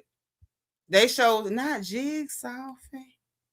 DX, is you putting anybody in jail tonight? Because Blue Devil Babe need to go. Jigsaw girl. Jigsaw. Kelly the one that wants to be in the Candy Coated clique real bad. Yeah, talking about your money is 2 inches. That really took me out. I say, no, ma'am, you ain't say that. But she did. And Kelly was like, oh, so you a big dog. And so Angela over there climbing like, yeah, the winning, the Oakley's the winning team. And she's like, well, the Oakley's was driving a 2012 Range Rover last year, a purple Range Rover. Angela was like, girl, she said that was a 2020.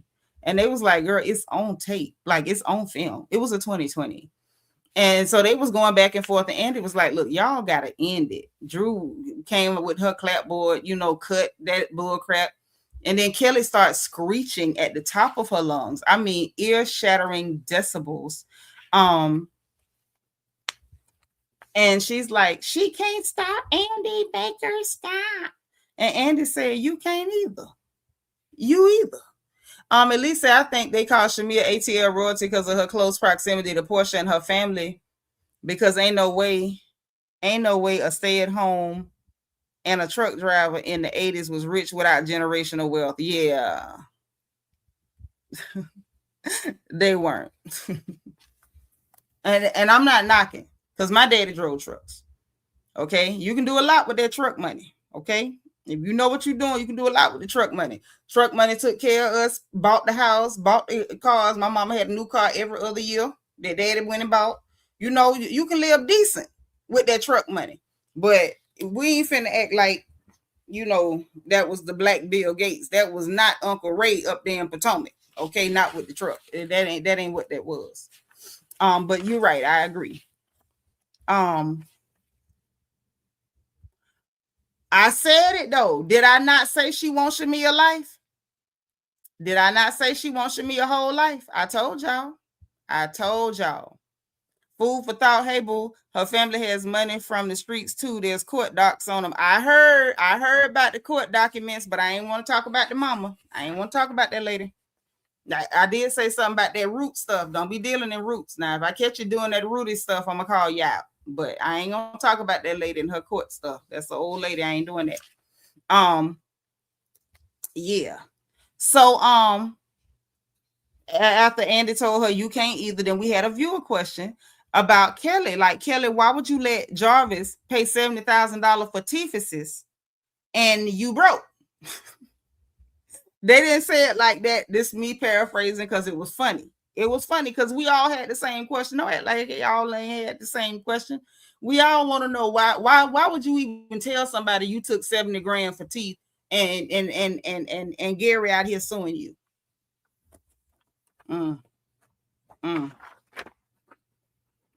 I mean, your granddaddy being a pastor and a musician, that don't make you rich.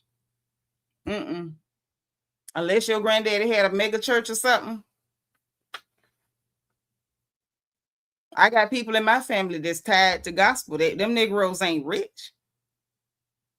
That's what I'm saying. Like, it just don't, it's not adding. Her little backstory ain't adding. That's all. It just ain't adding. You know, just like somebody wanted her toothless truck driver daddy real bad. Let me quit being silly. So listen. So she said, well, I didn't have to pay for it, and it didn't come out of my pocket. And it was a beautiful and thoughtful gift, and up there looking stupid. And so Andy was like, but given your financial problems, did you not say to him, let me try to make a side deal with the dentist and give me $40K for my stuff? And so she was like, who said he didn't? And it's like, if he did give you money, why, Miss, who said he didn't? If that man did give you money to help with your stuff, why did Gary have to sue you to get his money? Why did that young lady that you didn't pay at your restaurant have to sue you to get her money? Why are these people having to go down to Bravo to garnish your checks to get paid, Kelly? Who said he didn't? Well, what the hell did he pay? What did he pay? He bought you teeth and you ended up couch surfing with your children and a turtle at Shamia's old townhouse. Kelly, no, Kelly. Who said he didn't? Hell, common sense said he didn't. Anyway, so a viewer question. Kelly and Shamia about the clean room, dirty room in Dallas. And the person said that was out of Cynthia's control. Why make such a huge deal about it? And then not go to dinner to prove your point. So then Shamia was like, well, the room, it was filthy. And so Andy say, well, why did the cleanliness of the room impact you going to dinner? I say, well.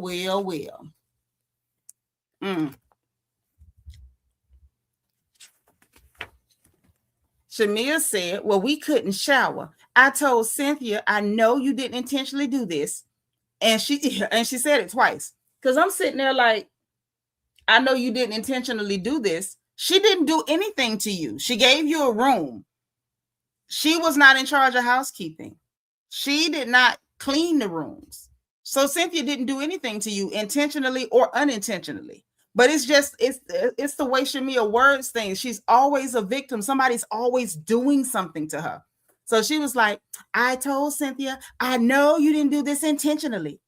You didn't intentionally do this, but the room is dirty and we're not comfortable. I watched it back and she was pissed. And like, even on the bus, she was like, I don't want to talk about this. And Cynthia said, yeah, after a while.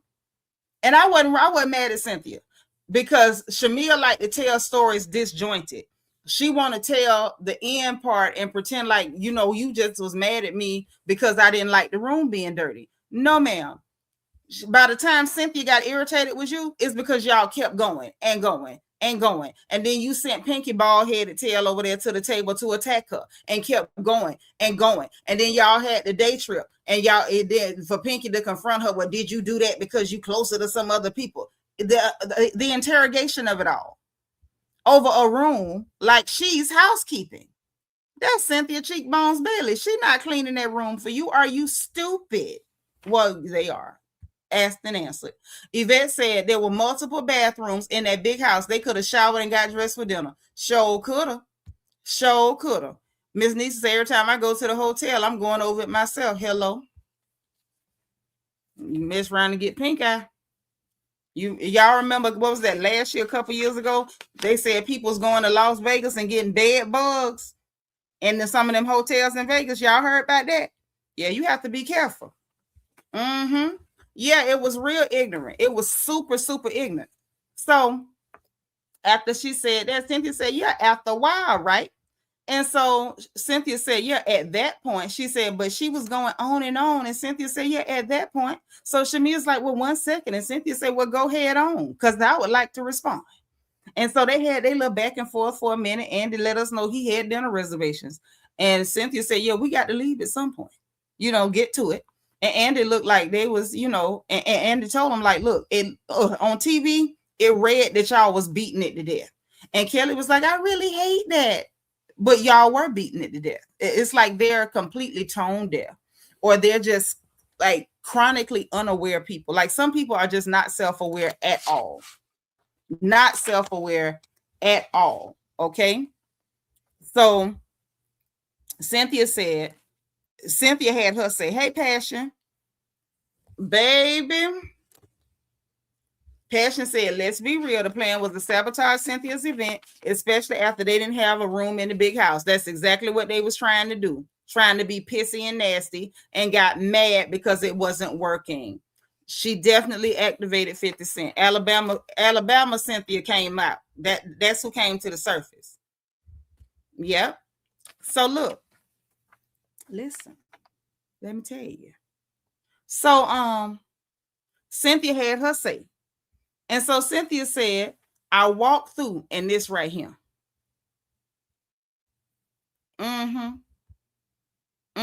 Y'all see what my sister said? Y'all see what they said? Y'all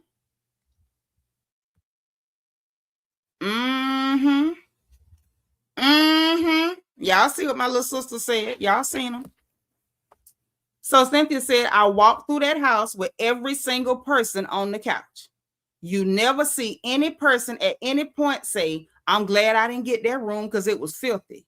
You called me and I said, I'll get it taken care of. You all decided for whatever reason that you could film at the pool, but you couldn't film at the dinner table, which I said that during the season. If you can film there, you can film there. What's the difference, right? So Shamia was like, but y'all was, we were there with y'all, and y'all was looking amazing in your fresh clothes, and we was in our airport clothes. Cynthia said, well, I offered at one point for y'all to stay in my room. My room was huge. Shamia was like, but that wasn't until after. And Cynthia said, well, I offered. She said, but then when we got to day 2, and I was told that, and when she said, when we got to day 2, and I was told that it had been handled. Why am I tongue tied? And so Shamia said, well, that's why I think it's a miscommunication, because you were saying it's been handled. Are y'all trying to sabotage my trip? And I'm just glad that Cynthia asked you to your face, was y'all trying to sabotage her trip? Because that's what the hell it looked like, right? And she said it had not been handled, and we were just trying to tell you it had not been handled. And so Cynthia just deaded it. She was like, well, I apologize for the rooms. She apologized in the moment, and she apologized again. She did more than I would have, because Miss, I got all the money in the world. Go get a room. Cynthia apologized. So Andy said, Shamia, remember now they asking questions to each other. So Shamia had a question for Cynthia. When did you decide you didn't like Shamia? And I'm like, you so stupid. You so dumb. Just because somebody not finna let you play in their face, sabotage their trip, and heckle them and harass them, it doesn't mean they dislike you, but they don't have to tolerate your stuff. Shamia pisses me off with that. Kay Michelle be pissing me off with that too. And so do Kelly, as a matter of fact, and Drew. Like, it's almost like, hey, Kat, thank you for being 262. Some of these ladies really think that you can be disgusting with people. You can have a reprehensible attitude and behavior with people, and they're supposed to like walk around with a crap eating grin on their face and act like it's cool. In real life, you wouldn't tolerate that from nobody. So why the hell do you think that this lady gonna be acting like she's super cool with you when you basically showed your tail with her? And the place they were staying looked really nice, to be honest. I don't know nothing from nothing, but it looked nice. So Cynthia said, I don't dislike Shamia. Shamia and I ain't never had a problem. She said, before that room incident, we ain't never even had words. Shamia was like, well, you were my voice of reason last season, so I appreciate you I really appreciate you. You still ain't addressed why you put a question out there like why she don't like you. When did she decide she don't like you? Would you like to come to the front of the class and explain why you feel like she doesn't like you? Shamia has this thing where unless people are in her amen corner and they are echo chamber, and they agree with everything she say and everything they do, you out to get me and you don't like me. You against me. Everybody ain't against you. A real friend can tell you when they don't agree with you. I don't want to be friends with somebody who won't tell me when they think I'm wrong. Shamia is a child. She's infantile. And she wants everybody to infantilize her. And enough is enough. Passion said, if her intentions were pure, she would have not said all that in the camera. Most women don't do ish to intentionally embarrass. Yeah, I get what you're saying. I get what you're saying. If she was real, it wouldn't have been like that. That's true. And so Andy asked about the baby boy. Ain't no boy coming. The surrogate miscarried before the first trimester or whatever. I put who cares because who do? Andy said the viewers thought Gerald might have been pressuring her. She said he didn't ever apply no pressure to her. She pressured herself because that's something he wanted, and she wanted to be the one to give that to him. Again, I like Mr. Gerald, not crazy about Shamil. They seem nice. I just hope it works. Whatever happened, I hope it worked. Andy had the viewers' thoughts about Gerald and the pressuring or whatever. We got past that. Kay told her she understand the disappointment because she done been through it too, trying to have babies. And she told her when you get down to nothing, that usually means God is up to something. And I said, now you know what? That was sage advice. Cynthia told her she appreciated her sharing her journey. And that was nice. So then you get backstage and you see Kelly talking to this funny looking man. She's still calling Jarvis. I'm like, well, baby, you showing his face. You may as well say his real name. Why the hell you still calling this man Jarvis? What you doing that for? She's just so weird. She's so weird. So then Angela talking to Charles about Shamia and them and the fact that they can't quit talking about Charles. And I'm glad that, there wasn't no husbands coming out here. Wasn't no husbands to come out but Panky's and Angela's. So I'm glad that we didn't do that because Mr. Charles and his mouth, we don't know how that would have went. But Angela do have a little bit of a point, even though I do think Angela's a little crazy when it comes to Charles. Like, you can't say nothing about Charles unless you're saying he's a wonderful Christian and he should be the head of the deacon board. Like, you just say nice things about Charles. If you say anything untoward, Angela will find a deep end and jump off it. But she do have a little point. Y'all need to quit talking about that woman husband because she's going to, as she said, go blood for blood. So back from the break, Andy with his Angela intro and asking questions about her daughter. And she said her daughter is fine. And Andy asked about her daughter's partner. And so Angela said that girl used to live with them. So this ain't no stranger. This somebody they know the child. And say that they used to live with them. And she said people is unclear about, the situation. And she said that the issue is that they accept the girl, but the girl family don't accept her daughter. So she feel like if I can embrace your child and I accept your child, why you act funny when it come to my kid type stuff. And I understand that. And it says, so the siblings, what was the big pressure for her to tell them? And Angela said, because we're a family. And I wanted us to talk about her being married as a family. And I'm like, Andy, are you dumb, stupid, or slow? She run her family like a family. She don't want no secrets and lies and you lying to your baby sister and brother. Like, tell them what it is. Right? Because they was all laughing about that little boy sneaking and hiding on the stairs and eavesdropping and stuff. His little bad self. He cute though. He's a cute little joker, but he bad. So then we had a viewer asking Portia her opinion of what she thought about it, and she was just like she understand both sides and that Amari's young. They couldn't even have that. The misery couch, the couch of misery. Oh Lord, the settee of sadness over there.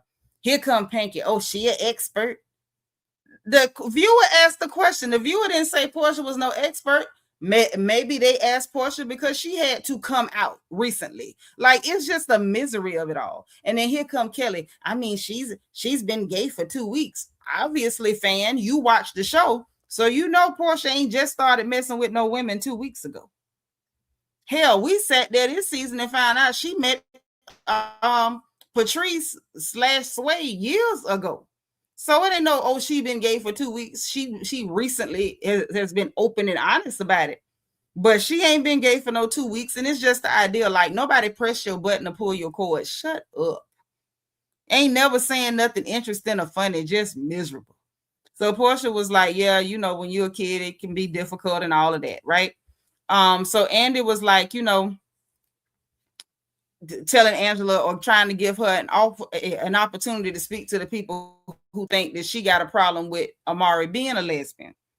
Yes, quintessential millennial, the settee of sadness. Yes.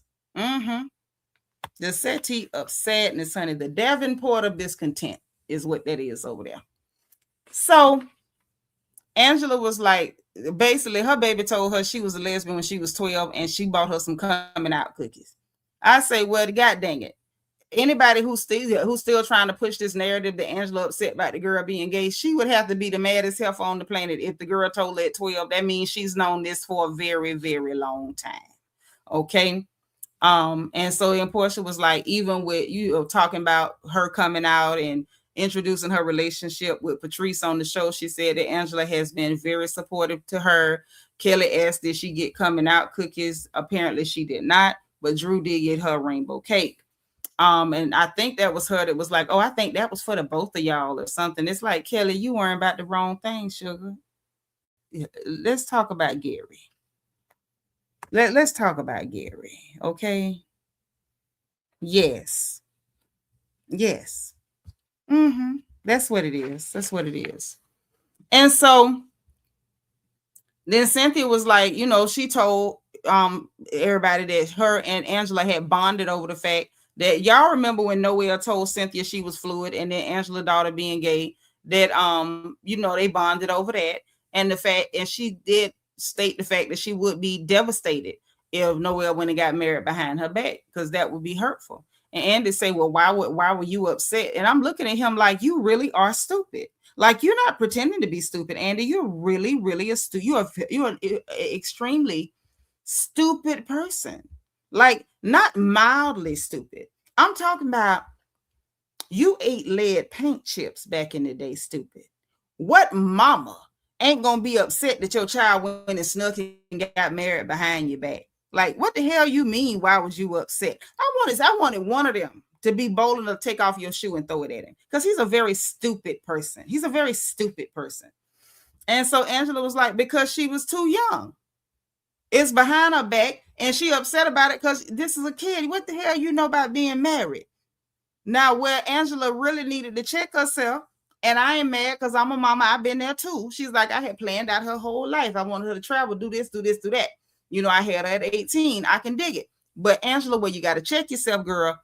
We have plans for our children. And what we call plans is what we would like to see.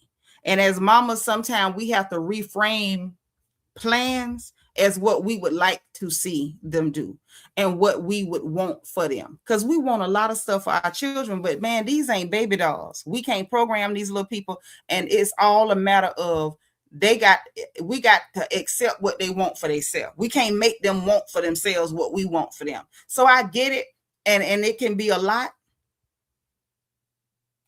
but come on. Yama say, Andy just created a problem. We the fans thought that about Angela. We the fans never thought that about Angela and her daughter. Yeah, I didn't think that, but I'm gonna be honest, girl. I did see some people making them comments. I did. I ain't gonna lie. On Twitter, I seen people making them comments. Thank you for the super chat, sis. And you know he zeroed in on them because you know Skittles. Tanya S said you wanted them to pull a Cardi B on Andy. Yes, throw the shoe. What the hell you mean? Why was you upset? And they ain't raised no children. They went and got that baby from somewhere, but you ain't no mama. You don't know what it feel like when you got the highest hopes for your baby, and you see them, you see all this potential, and you like, oh, my baby can go do this, they can go do that. They're so beautiful and perfect and wonderful. And you look at them and you see all of that. And if you don't check yourself as a mother, I know, speaking from experience, you can go off the deep end trying to push them to do what you would like to see them do, not understanding that might not be what that kid want for themselves. Hey, Bap, you got to be real with yourself. Sean say true, but a lot of them gay reviewers felt a certain way about Angela. They sure did. Like the minute you don't just high five and applaud every move, oh, you're against them because they're gay. How about it's because I'm a mama and I don't want you making a a commitment that heavy with that much gravity, why you still a whippersnapper? Yep, Yvette, Skittles. Taste the rainbow, honey. Skittles. So anyway, and I was with it. I was. Hold on. Excuse me. I had to sneeze. I don't know where that came from.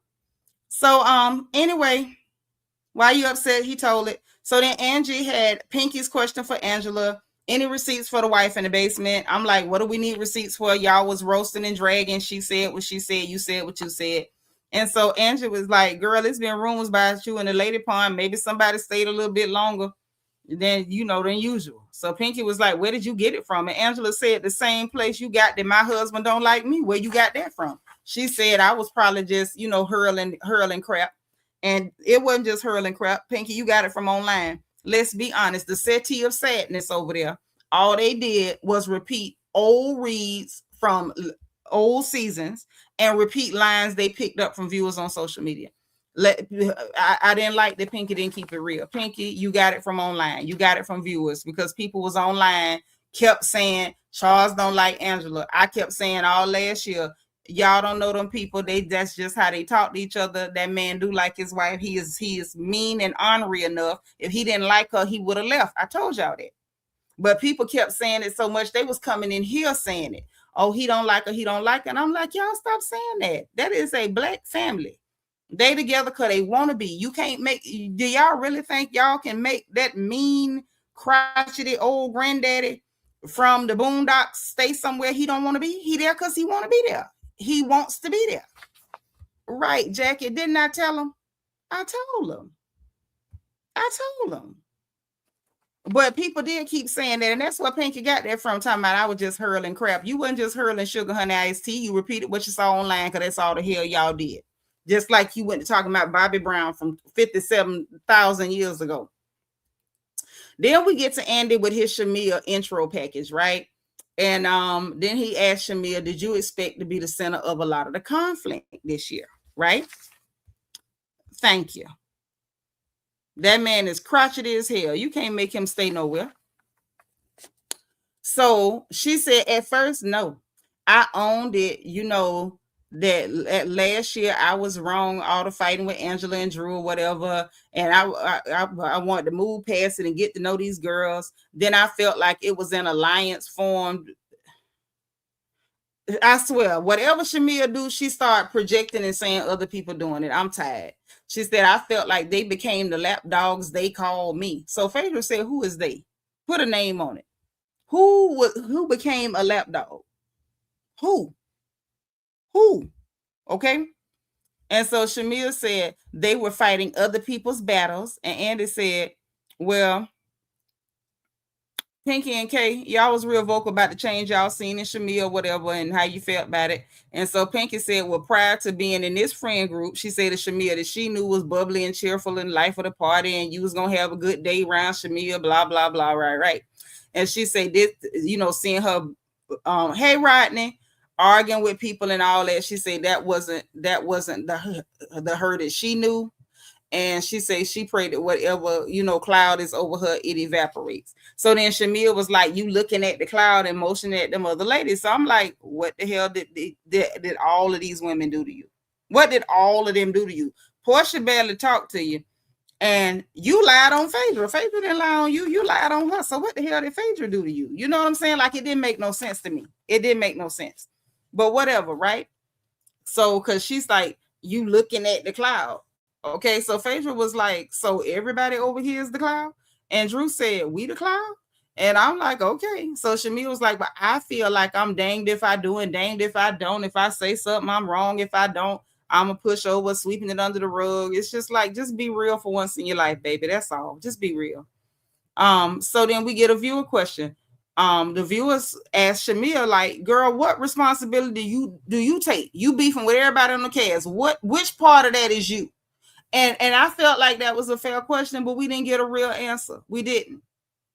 She will not own up to her part in anything. And I'm just like, hey, man, when you got an issue with that many people and they're different issues, they're not all chiming in banging you over the head about the same thing. You got to at some point look at yourself and be like, okay, I'm the common denominator. What am I doing in all of these situations, or how did I contribute to it?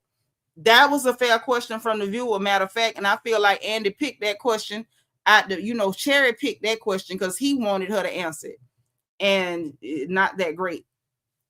She says, I owned it, and then she stopped because she didn't like Drew's face. Like, you can't control nobody's face. People can make whatever face they want. Shamia, you've been sitting up there making screw faces like Ace Ventura, Pet Detective, all night long. While y'all was in Scotland, you showed out after you and Portia had the mama hoe off at the restaurant. Portia came in that white dress. You and Kelly both. K. Michelle had her music, her listening party. The people walk in, Drew over there playing with the fan, y'all. Drew made the mistake of stretching her eyes. Drew, something wrong with you? What you gonna do, fight her? You talking, keep talking. That fool literally stopped to try to check Drew about her face, like you can control another grown woman's face. Girl, keep talking. You wanted somebody to save you so you didn't have to answer that question. I see through you, hooker. Okay? So then she said, well, with the situation with Drew last year, it started with me questioning Drew about Dennis, and and she said, they said that I said, was you effing Dennis? And I said, was you dating Dennis? Which that did happen. Drew and Angela did lie on Shamia last year. They lied on that girl. They lied on her to her face. They did. Because that's when I first said, I don't like Angela. Because how you lie on somebody that quick? And then you lied and you holding on to it. I didn't like that. That turned me off real quick. But yeah, so she was like, and nobody asked me to do that. That was my question. I was defending someone. So Angela was like, oh, so now we can talk about last year. And so Shamia said, well, that's where it started. And so Portia was over there I rolled her ass so they fell right out her school, because she was like, girl, ain't nobody asked you to defend them. And Shamia was like, I already said that. Yeah, but during the season, you legit was trying to make like your issue with them was because of Portia. It wasn't. It was because of you. It was because of you, honey. It wasn't because of Portia. It was you. Okay? So then Drew was like, well, I felt like it was 2-on-1, and I'm sitting there like, Drew, shut up. Because it wasn't no 2-on-1. Shamia said something to you. Portia, for the most part, had been ignoring you. That was your issue, right? That she wasn't talking to you. She wasn't returning your calls. Then when Shamia asked you a question in her luxurious closet, y'all, that was a bad closet. I ain't gonna lie. Y'all, they got in an elevator. For those of y'all who didn't see it last year, they got in an elevator, rode an elevator up to the closet, which is bigger than some college students' apartments. I say, man, this is some nice stuff. Mr. Gerald got nice money. Shamia better not mess up that man money. Man, I swear she better not mess that up. But anyway, I digress. That was Drew's whole thing. She ain't talk to me. She ain't take my call. She ain't text me back. Shamia asked you a question. It was 2-on-1. And I just be looking at stuff like in the moment, I peak game then. Portia was doing to Drew what she did to Shamia this season. Y'all see it, or am I tripping? If y'all see it, give me a 1. If y'all don't see it, give me a 3. What Portia did to Drew last season, ignoring her, walking off from her every time she tried to talk, that's what she gave Shamia this season. She definitely was giving them her behind the kiss. And somehow, magically, and I don't know how it happened. I'm going to be honest. I don't know how it happened. It worked for Drew, but it didn't work for Shamia. And what I mean by that, I see someone, so y'all see what I'm saying. When Portia kept ignoring Drew, walking away from Drew, refusing to talk to Drew up there, we need to talk. I just felt like we should have a conversation. Portia walking off. She threw a birthday party in Tennessee. She didn't even invite Drew because I just don't want you in my space. Portia walking out, refusing to talk to the girl.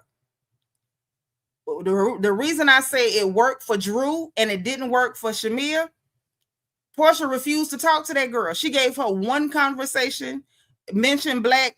Drew went to, what are you talking about? I'm not going with no black. Only for you to bring black on this year.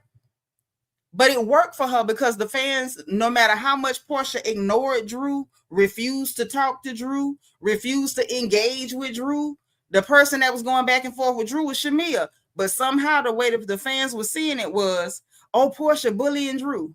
I was like, is the bullying in the room? Because I see this heifer not working for her check, refusing to talk to people like she is, like she's a diva and she is the program.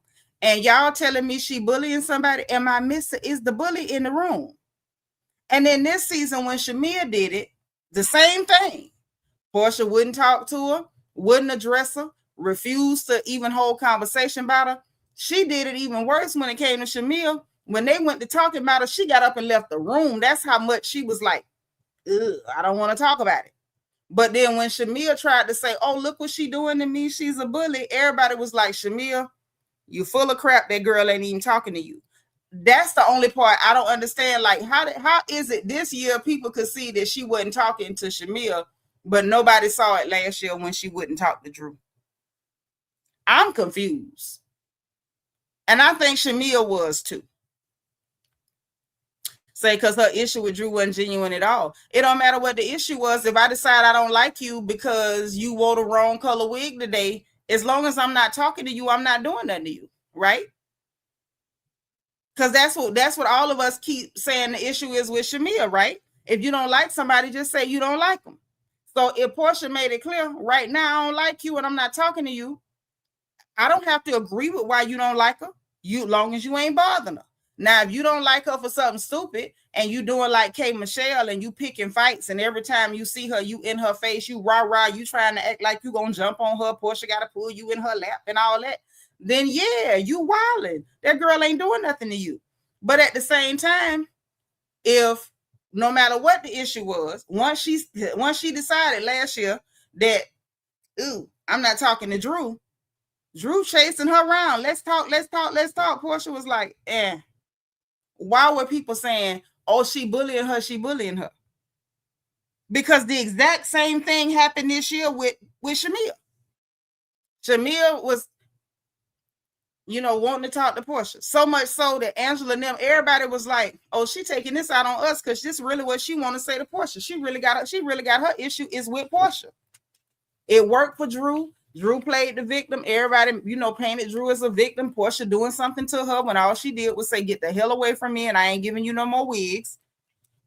Shamia tried the same thing and it fell flat. I think Shamia's confused by that. And I think that's part of why Shamia is so mad with Drew too, because I was planning to build me a fan base off the hate train on Portia, and you got it and it worked for you and it didn't work for me. Maybe that's why she calling colorism. Maybe she feel like it worked for Drew because Drew's skin lighter. I don't know, but I'm just pointing out the parallel that, number one, I said it last year and I'm going to say it again. I don't know why y'all run around begging Portia to talk to you. Who the hell do y'all think Portia is? Portia, I ain't going to say she ain't nobody because that's not nice, but she ain't nobody that you need to be begging her to talk to you. If she don't talk to you, so what? You know what I'm saying? I just don't know. I'm gonna move on, but I'm just saying they both did the same thing. It worked for one of them. It didn't work for the other one. But anywho, Shamia was like, well, I apologized on YouTube. And then again at Kelly's event, and Drew's like, they reheated them nachos. And Drew was like, but you apologize and move on, not apologize, but I could have went further and all that. I could have been more smoke and blah, blah, blah.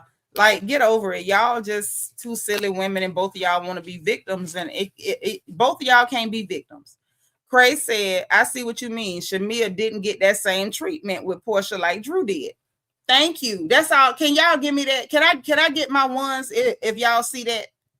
Shamia did not get the same treatment as Drew. She didn't.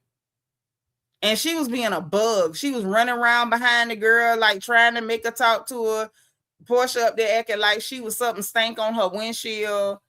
And somehow, with Portia ignoring her and walking off on her, she became a victim and Shamia became a villain. I'm just saying. And they are exactly the same people. Y'all know I said this a few weeks back. Shamia, Angela, and Drew are the same people in different fonts. Same people in different fonts. And they're all Tauruses, and I'm not surprised. Thank y'all. Some of y'all gave me my ones. Everybody don't see it, but I see it. But thank y'all for the people who at least see me on that one, right? So anyway, they got past that, and then Shamia said, "Well, when it came to Angela, she said I thought me and Angela finished it last year," and Angela said, "No, we didn't, because during the off season, you said I set up my husband, which is a point."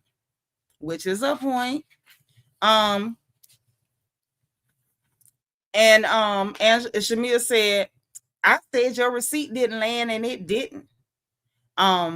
And so Angela was like, "Yeah, but I seen a picture of you with the man, Shamia, but I let it go." Shamia said, "I don't even know what guy it is. Can you show me?" Angela said, "I showed you at your house, but I let it go." Shamia said, "Andy, this is the first time I'm hearing about this. I'm confused." Meanwhile, production show rolled the clip that apparently they conveniently cut out of Angela showing her in her house. But now she's saying this is the first time she ever heard of it. I said, "Ooh, okay." But she said she let it go, right? That's what she said. So, and Angela's question for Shamia was, "What's the biggest lie you told that you thought that nobody was gonna catch?" Shamia didn't answer that question. I would like to know what's the biggest lie you told that you thought wasn't nobody gonna catch. So Shamia said, "Well, they're not big as the ones you told." Angela said, "What lie have I told?" I'm with Angela on that, because what lie did she tell? She told you she heard something and she believed it with the Hawks and the Falcons. She said she heard it from a source that she believed. She feel like they're reliable and she believe them. She didn't say she seen you with nobody from the Hawks and the Falcons, Shamia. She say she heard it and she believed it. That's what she said in the confessional, and that's what she said this evening. She heard it, she believed it. Where's the lie? Are you saying she lying that she didn't hear it, or are you saying she lying that she don't believe that? Because that's what she said. I can only speak to what the lady said. Okay. And so Shamia said, "Hawks and Falcons, I'm still waiting on you to give me those names." And Angela said, "Girl, you shut me up." Shamia said, "No, I didn't." Angela said, "You gave me a cease and desist with $100,000 ticket on it." And so Shamia said, "Well, pay up or speak up." And Angela said, "Girl, a cease and desist means shut up." So Phaedra weighed in and said, "Well, you know, a cease and desist does mean that you want someone to stop doing something." And so Shamia was like, "Well, unless, you know," and she saying whatever stupidness she was saying. And so Phaedra said, "Well, I didn't see the letter you sent." So Andy said, "Move right along." He was done with that because it was getting stupid. It really was. And I think Andy probably feel a way about all this legal action and cease and desist stuff too. Yo, you want to show what people ragging and what people dragging and roasting. How dare you talk about cease and desist because somebody will drug you back? Stop it. So Andy moved on to Drew and said, "Drew, why did you pretend Terry surprised you with a horse?" That's that ma'am sir looking dude that took the pictures of Nene sleeping that time because he wanted everybody to know he was going with Nene. Y'all remember him? The one that looked like a ma'am sir and was chasing Drew or wanting to date Drew this season on the show. The one brought that horse to Shamia's house and it boo-booed on that lady's expensive lawn. Okay. So Drew said, "Why are you saying pretend? I don't know that man." And so Andy said, "Well, how did he get there?" Shamia's like, "That's a good question." So Drew said Walter invited him, meaning her hairdresser. Andy's so out of touch with Drew because Drew ain't got no real stuff going on. He say, "Walter who? Kenya X?" I holler. And they say no, the hairdresser. So they had much ado about nothing. And Shamia was like, "Well, she never apologized and this and that." So Drew apologized and she was like, "Well, I don't want your money. The apology is enough because I know what you're going through." Like, it's almost like Shamia just felt like she needed to give that speech to let you know I'm doing charity because I could go after you for the money. Shamia, you either want the money or you don't. If you don't want the money, you did not need to give a speech about you know what she going through. We all know what the girl going through. And unlike Kelly and Panky, she ain't sitting up bragging, acting like she big bank Hank. Why is she going through it either? Now, I don't like Drew, but ease up, man. Either you want the money or you don't. If you want the money, ask her for the money, make a demand, send a demand, let her sue if she don't pay. Or shut up about it. Real talk. I didn't like that. You know what I'm saying? Like, if you're going to do something with somebody, you ain't got to give all these speeches and make sure everybody know because you need credit for what you do for people. I just don't like that. I really don't like it. And Drew did not apologize in the moment. unless she did off camera. So I'm glad she did go ahead and apologize. And that was dry as hell. Okay. So Andy said, asked Shamia, like, where you see yourself going with this group going forward? So she said, well, I tried to approach them the best I could. Everything went downhill after they, implied that I caused division in the group. Well, you did.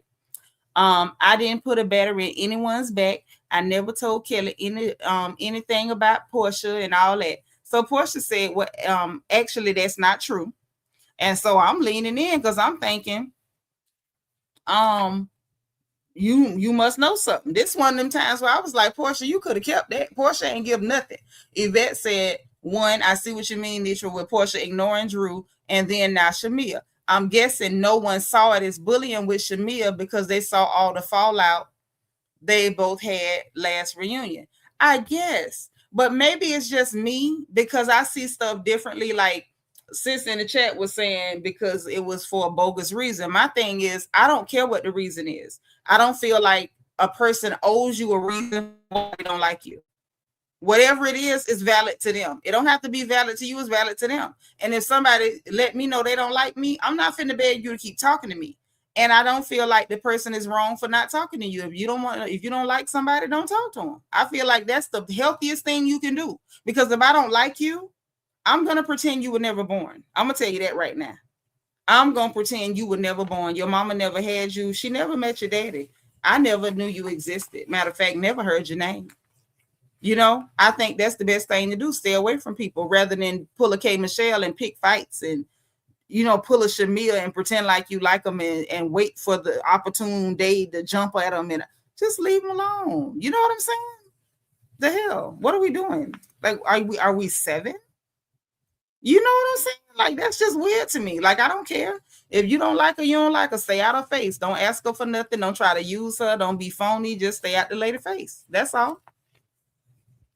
But anyway, so Portia said that's not true. She said there's a friend who Shamia's friends with and she had went out with her and a friend, and she didn't say Kelly's name because she know we on the show, and said that you was talking about me. So I'm like, okay, Portia, somebody coming to say that don't mean it's true. So you can't tell Shamia actually that's not true based on that. Now you could say I don't believe that because we all heard Kelly in Scotland after y'all had the mama hoe off at the restaurant dinner table when Kelly said, well, I mean, you've been holding a lot of stuff in with Portia. When Kelly said that to me, that gave the connotation that Kelly is aware, at least partially, of the things that Shamia is holding in about Portia, because how else would she know that Shamia's held in so many things about Portia? But Portia being, that dodo bird and her be just coming out. It be coming out real strong. Talking about, well, it's a friend that we got in common that said that she went out with you and her and you was talking about me. How you know that friend told the truth? So what was the point of you jumping in talking about actually that's not true? Girl, Portia could have kept it. I feel like at that point, Portia, you was either hungry or you was tired, because that didn't make no sense for you to say. Being honest, it didn't. Now, stop. So then anyway, Shamia was like, well, I never talk about Portia. Shamia. Like at this point, y'all, by this stage in the game, I was sick of her and Portia. Okay. So then she shows text messages. I'm thinking, oh, you got a text message. She's like, because this proves. So she's back to you didn't want me on the show. So she's got the text messages. Well, this proves you ain't want me on the show. They like, what's this? She talking about evidence. Evidence of what? So then the text message said, okay, one of them, and when text messages be sent back to back, it don't have no time in between it or no dates. If it had been a different date, y'all know it would have had a date or a time in between it if it wasn't a related conversation, right? So the message, the middle message, the one above the bottom one said, we getting there at 7:20, Havana. The next message said, this gonna be hard that you got to go against me to get on the show, but love you, so be your A there. Even if she was talking about the show, she said it had something to do with a party Shamia was throwing, and she had invited Portia's ex. But let's just say, for the sake of argument, that it was about the show. If she's saying, be there, be your A there, that don't sound like I don't want you there. That's like, this gonna be hard, but you better be there. That don't, nothing about that sounded like I don't want you there. That's not what that sound like.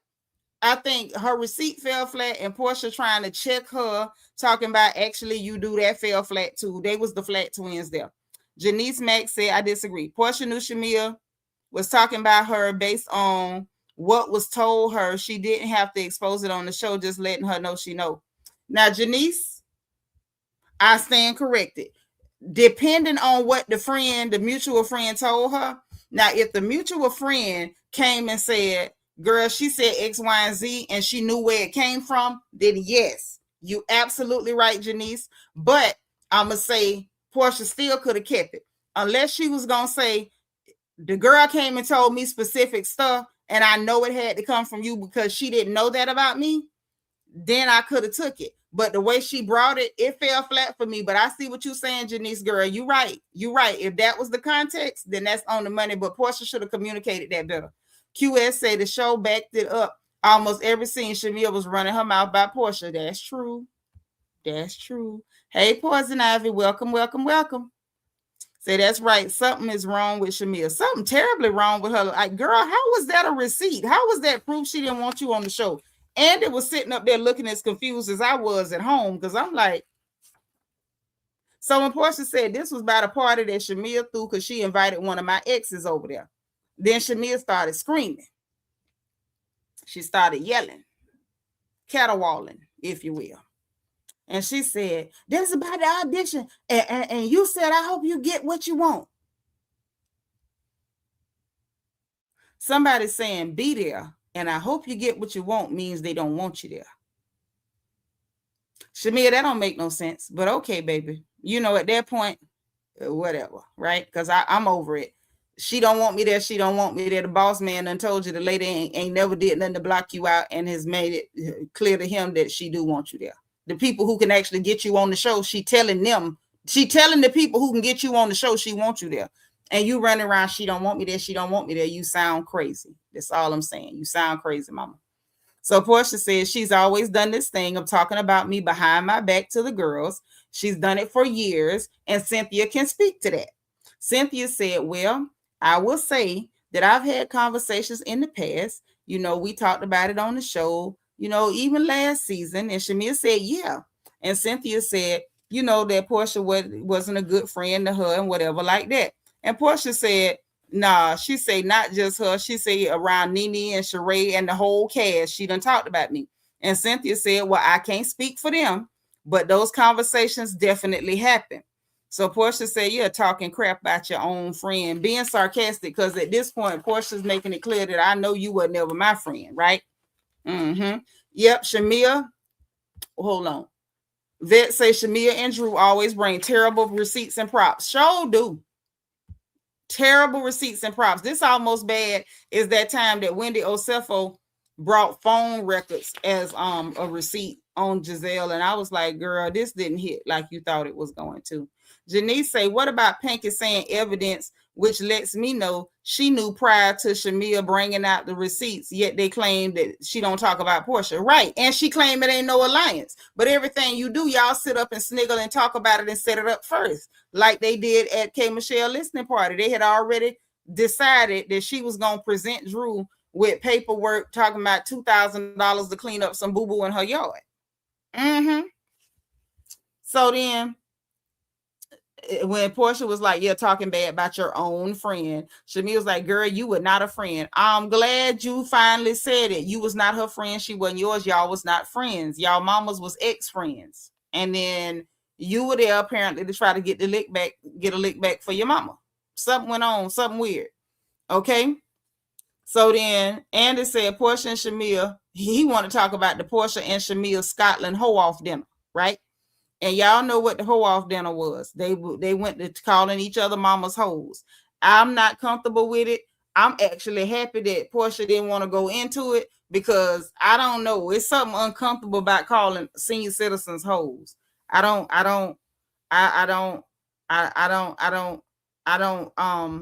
feel comfortable with that. And they shouldn't either.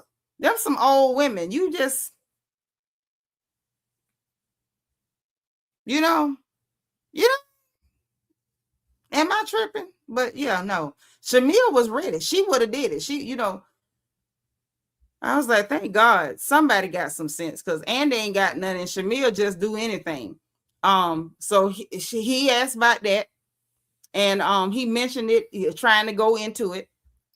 And okay, so it ain't just me. It's inappropriate and it's uncomfortable. It's cringe as hell. Yes. We don't know what that lady did. I seriously doubt that beautiful lady was, enamored and just tried to trot over a toothless truck driver. I'm just saying, I don't believe that for 1 minute. And we not finna call no old ladies no hoes. We not calling Miss Diane no hoe. We not finna call Miss Sarah no hoe. Both of their daughters was wilding. They was wilding that night. They ain't had no business calling them old women no hoes. Shamil was wrong and Portia was wrong too. Okay, I'm just saying. I just knew. I don't like it. Okay, that made me uncomfortable. But yeah, so Andy tried to get into it, and Andy goes, "Well, it saddens me how ugly it got. Is it the first time y'all seeing each other since y'all wrap filming for this season?" Shamil's like, "Yeah." Portia just looking at him. Crickets. I wrote crickets because that's what it was. Girl, I seen the daddy. I sure did. And QS, I'm with you. I don't bit more believe that than nothing. That's like somebody coming to tell y'all that I was chasing a man that needed to borrow $20. Don't you ever believe it. Right. Okay. Girl, a truck driver that pisses in cups. Pisses in cups with his gums out. Hey, Lord, let me stop, because that's an old man. I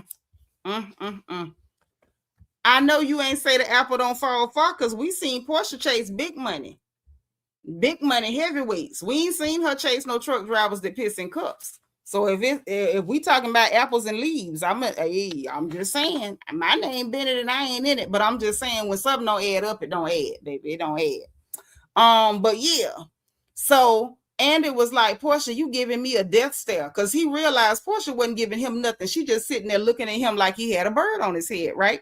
Because she didn't want to talk about it. So she said,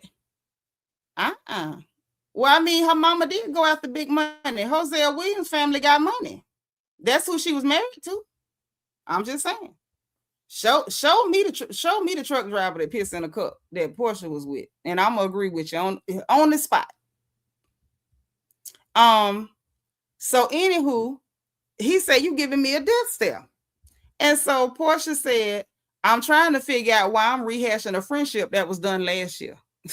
I said, "God dang, she's not pulling punches." I said, "Okay, I see where this is going. She's not trying to be friendly. This heifer ain't trying to be friendly. She ain't trying to be, what's the word? Diplomatic. None of that. She ain't trying to be none of that." So I said, "Okay, I see where this is going." So Andy said, "Well, I'm going to tell you why. Because we talking about a little bit about what happened this season, and I have to ask, how the moms reacted." So I'm just like, Yeah, she married Hosea's son. That what she did, married Hosea's son. You know what I meant, Janice. Thank you for clearing it up in case somebody else ain't know what I meant. But thank you, boo. So Portia said, I'm not speaking about my mama." And I said, "I know that's right. Cause wouldn't nobody girl with a pearl." That's what I want to know. Shamia, why you even respond? That's the thing. I could like Shamia better if Shamia would keep it funky.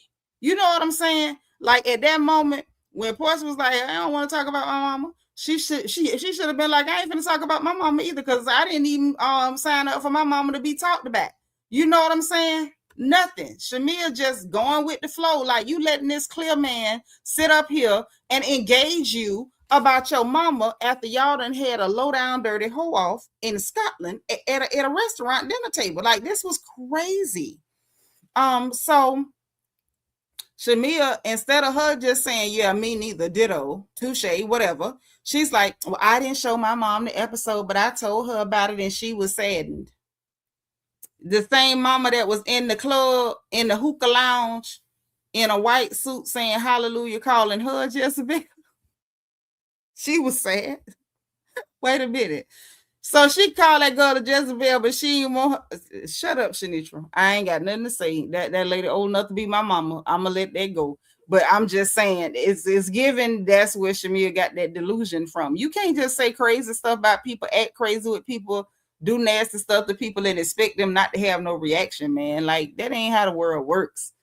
But anyway, so Andy was like, well, the first night everybody agreed not to talk about kids, so why bring up Pilar? So Shamia was like, well, she had said that I was telling people I was going behind her back to spend time with her daughter. Meanwhile, when they was at the table, wasn't nobody talking about children. You know, when talking about her daughter, seeing her daughter and all that, they was talking about Dennis and her dating a woman, and Dennis, you know, how he was acting because she was dating a woman, and, you know, them co-parenting, and he just gonna have to trust her judgment because she don't just have any and everybody around her baby. Why Shamia took that as, oh, this is my chance to tell you, you won't let me see your baby. That's crazy. That's crazy as hell. But she said it's because she said that people had told her she was going behind her back to see her child. So Cynthia didn't let it run. No, this ain't no Portia channel. Watch your mouth, baby. This is a Seanitra channel. I don't like none of these women, but I call it straight. When you're wrong, you're wrong. When you're right, you're right. Don't come in here with that because I will put you out. Okay? But yeah, I know you knew, but welcome. But watch yourself. So anywho, when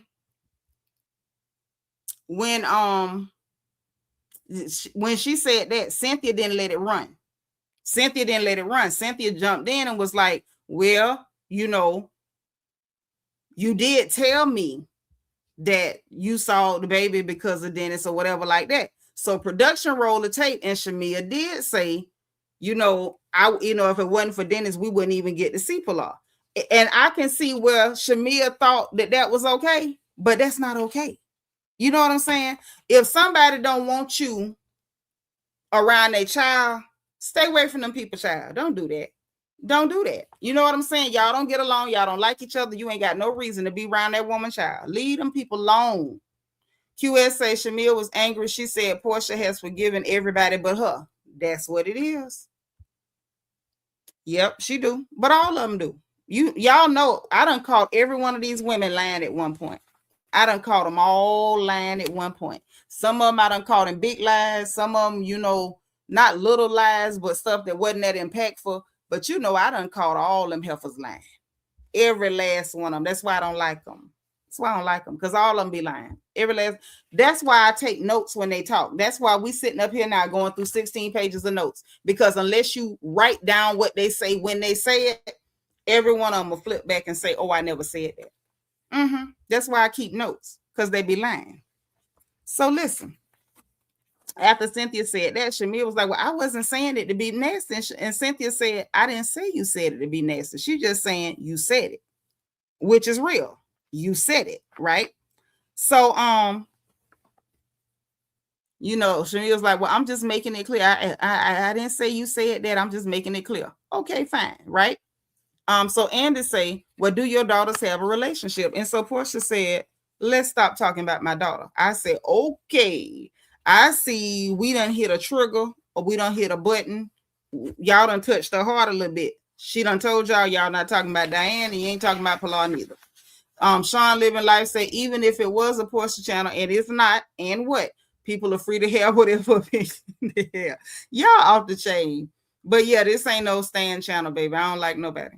Lauren Brown says Shamia wants to be forgiven, but she don't know what she wants to be forgiven for. She can't apologize for anything. The problem is, Lauren, Shamia wants absolution. And I think that's the difference. Shamia wants absolution, not just forgiveness. She wants for Portia to say, everything I did, even if you caught me in it, is cool, and it don't matter that you did it to me, and I'm gonna still give you access to me. That's what she looking for. She didn't want the nature of their relationship to change, even though you caught me a little slimy, right? I wouldn't expect that from nobody. I would definitely wouldn't get at nobody, but I think that's what she's looking for. And that wasn't happening. And I think it wasn't happening because of how she was going about things. I think the way they ended last year only went that way because she had got on the on that, you know, that episode with Cynthia, and then in the confessional had made that statement alluding to something and, you know, making the illusion that Miss Diane had done something bad to her mama. And that's what triggered Portia, because it was like she told her on Instagram, wrong road, keep Diane name out your mouth. And then mentioned about her mama doing something egregious. Right. So Janice said, I can't stand when folks accuse somebody of being a Portia fan because we call Shamia out on her mess. The ones who can't separate the two are the real problem. You ain't lying. Because I think it's very fair and healthy not to like either one of them for a bevy of reasons and for very different reasons. Gigi says Shamia be reaching, keep inserting other people in their riff. Yeah, I think she inserts other people because she needs to feel validated in her feelings toward Portia. Instead of just saying, I don't like you, Portia, stay away from me. Or I'm going to stay away from you because I don't like you. Say, I agree. She doesn't want it to end. Yeah, she don't want it to end. She want to stay like in deadlocked with this girl for all eternity. And that's just sick to me. Say, when Shamia got her peach, I had high hopes for her. Me too. I really thought, like, I wasn't the biggest fan of her as a friend, but when she came on with the peach, at the very beginning of last season, I'm like, she might be pretty cool. She kind of funny. I'm thinking she probably done mellowed out, you know, she done settled into being a married lady. Like, this would be pretty cool. And then it wasn't cool. Bab said, I think Shamia has waited years to get her lick back against Portia, and now it's falling flat and she can't take it. I agree. I definitely agree. It definitely fell flat, and I think she don't know how to take it. And I said, what I said earlier still stands. I think part of why it's hitting us so hard is because she watched Drew Sidora do the same thing, and nobody villainized Drew. I'm just saying, y'all, nobody villainized Drew. Shamia ain't do nothing that Drew did not do last year. Other than the mama hoe off. I don't know how we get to a mama hoe off. That was crazy. But other than, you know, initiating calling senior citizens hoes, Drew did the same thing she did. Same thing. She don't want to be my friend. She won't talk to me. I'm going to chase her around all season. Please talk to me. Why won't you talk to me? I'm going to say stuff to you, try to initiate a conversation. She going to ignore you and act like she all that and her stuff don't stink. And you just going to chase her around. And all last year, Portia's bullying Drew. Shamia wasn't even as aggravating as Drew with it. Shamia went to sending other people to pick fights with Portia, but she wasn't just chasing Portia down. Talk to me, please. Talk to me. I want to talk to. But it was the same thing. I want to talk to you. You won't talk to me. You giving me your behind the kiss. And for some reason, I'm just saying, I don't know what it is. I'm not saying it's colorism because I don't think that's what it is, but it's something.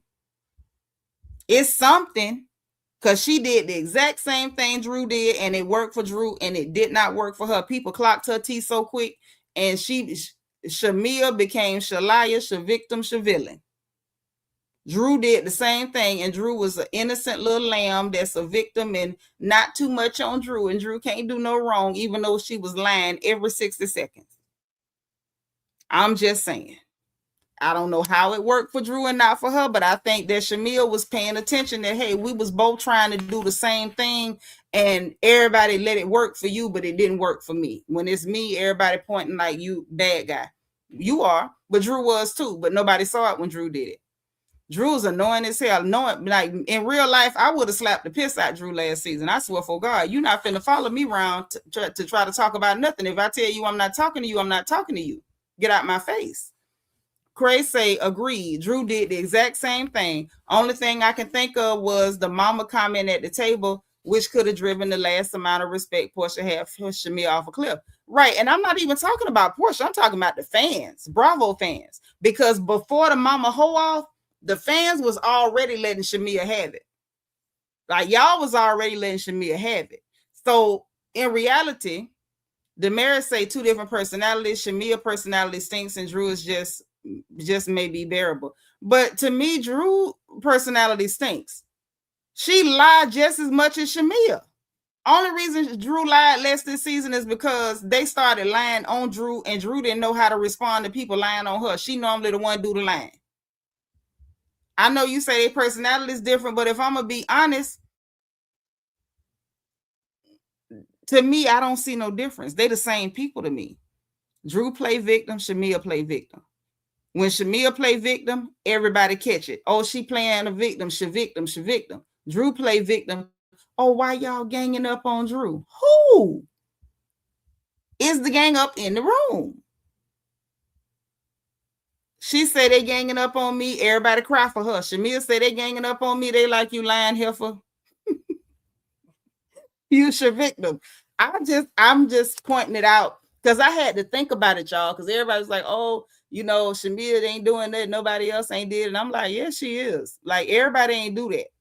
Everybody ain't do that. But I know who did do that was Drew Sidora just last season.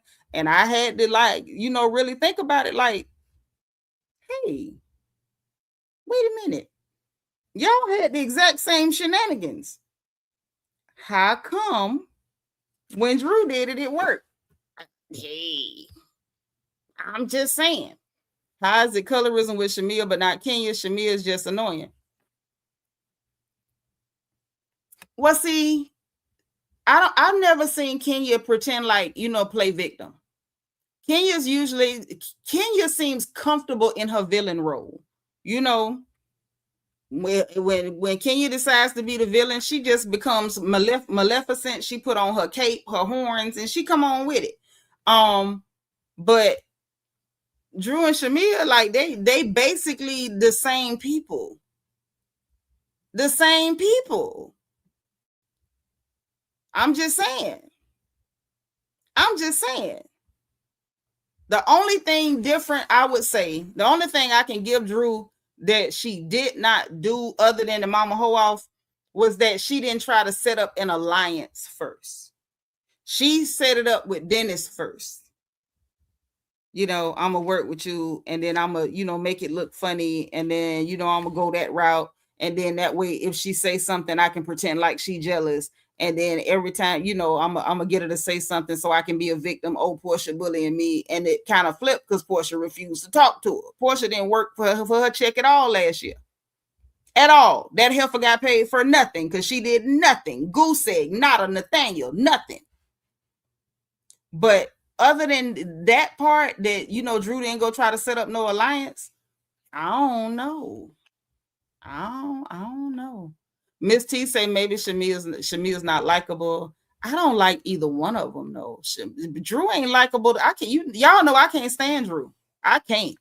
Yvette say, I don't think it's colorism. Shamia is far more devious and manipulative than Drew, and it was blatantly obvious. Okay, well, maybe she don't know how to, well, maybe because Drew is an actress, she could play the part of a victim better, and that's why most people bought it. I just didn't buy it. I don't know. Craig say, do you think Portia became friends with Drew to get under Shamia's skin? No.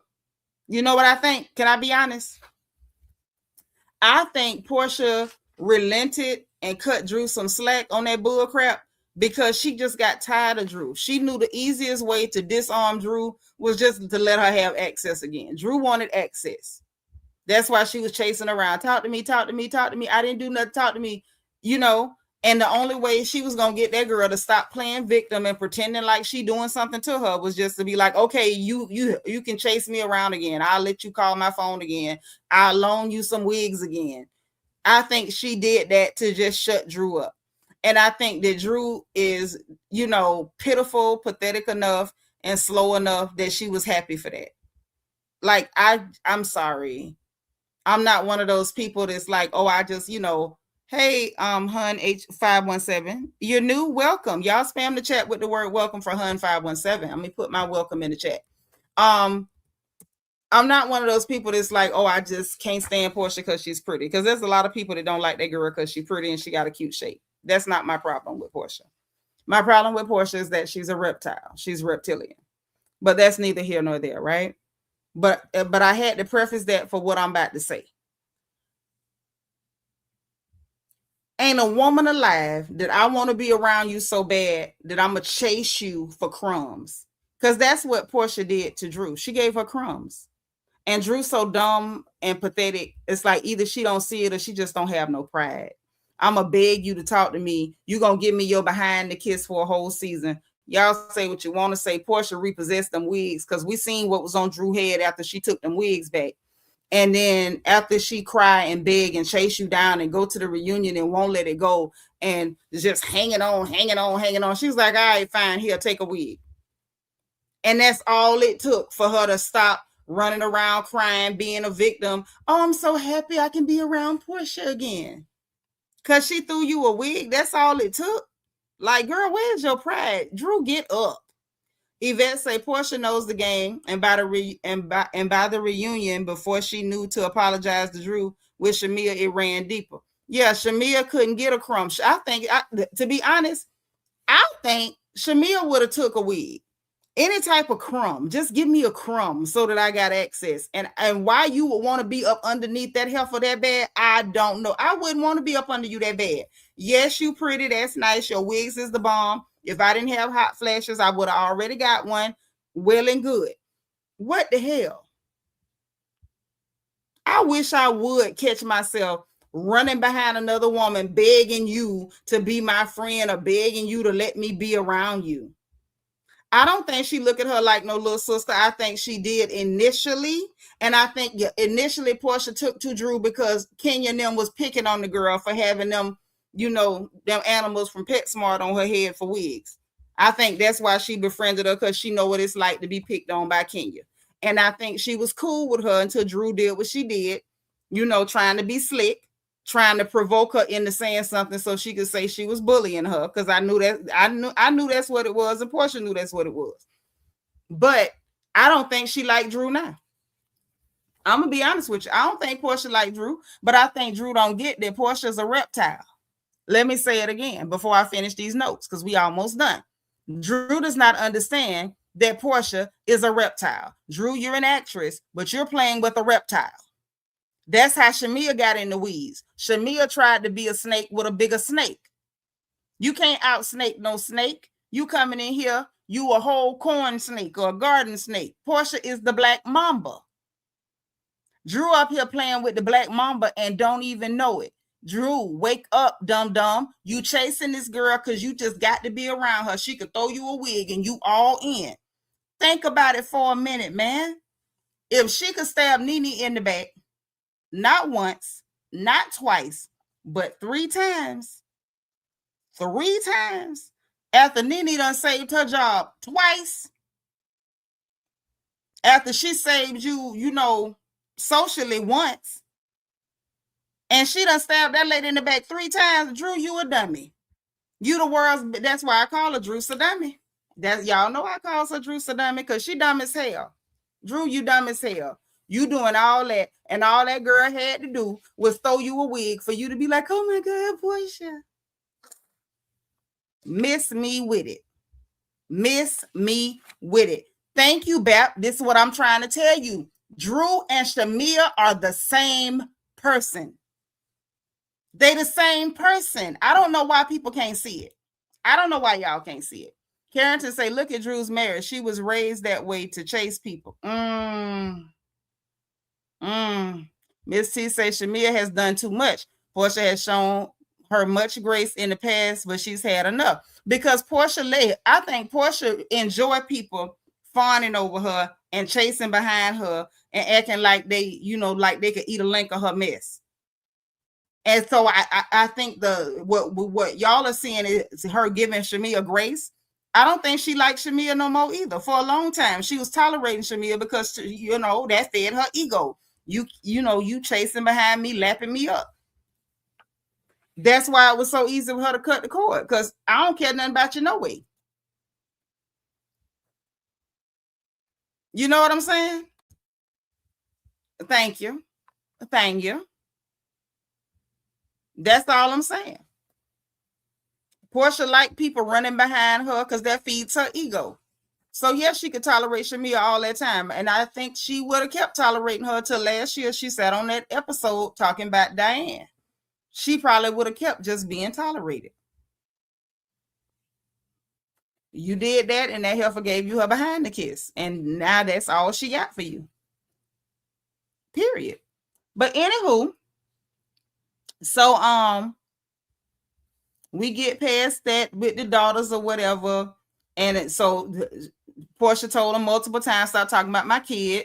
Shamia still tried to do it, and it was like trying, and Portia was like, yeah, let's stop talking about my daughter. She let it be known, you're not talking about my child, ain't gonna never be a topic of conversation for you with her. Ain't happening. And I wasn't really mad at that, to be honest. Andy said, well, as a viewer, y'all was coexisting in the group and everything was fine. Cynthia said, yeah, all hell ain't break loose till we got to Scotland. And they really did a good job of just being cordial and respectful, at least in each other's face. And then Andy said, well, it looked like Portia was advocating for you in the whole George incident with Angela. Did you take it that way? Here comes Shamia. No, I took it like everybody was quiet, like they always do, and it's something involving me. And it's like the girl literally went and tried to shut it down. I say, Lord, you know, Shamia, darling, did you think once you got that peach that the dynamic of your relationship with Portia was gonna change, and then she was gonna be, you know, doing all that extra fake stuff for you that you was doing for her? She don't feel that way about you. You felt like that about her. You just had to be in her orbit. She ain't never felt like she had to be in your orbit. Did you not see how quick she cut you off, girl? Wake up, Shamia. Never gonna happen. Now that was Phaedra's trip, so she didn't want y'all messing up Phaedra's trip, because apparently what I'm getting from Portia is that she values her relationship with Phaedra far more than she ever did her relationship with you. Now I don't know why that is, but it seems obvious. It seems obvious. So Portia was like, what Cynthia was like, Portia definitely did advocate for you. Andy with a viewer question about their mutual friends and how that went with them not being friends. And so then Portia was like, it's like nothing ever happened. I know they've seen it on the show, but it's not something we talk about. And so Shamil was like, well, I've gotten conversations from them that things have been said about me in the past. So then Portia clocked it, because I clocked it, but I was like, I wonder if anybody see that this Shamil just flipping it back. So Portia said, that's so funny. That sounds verbatim to what we're always saying. The things you do to me, you say it back to me. And I guess that's the best that Portia could articulate it, but definitely Shamia projects. So Shamia was like, well, absolutely you did. So Andy said, well, last year y'all agreed to coexist.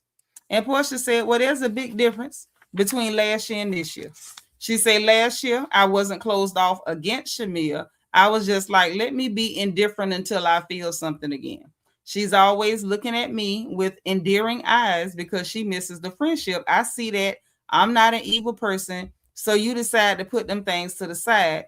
When my kid and my mama was brought up, though, you know, she said, then she said, that's when she realized this was not your true friend.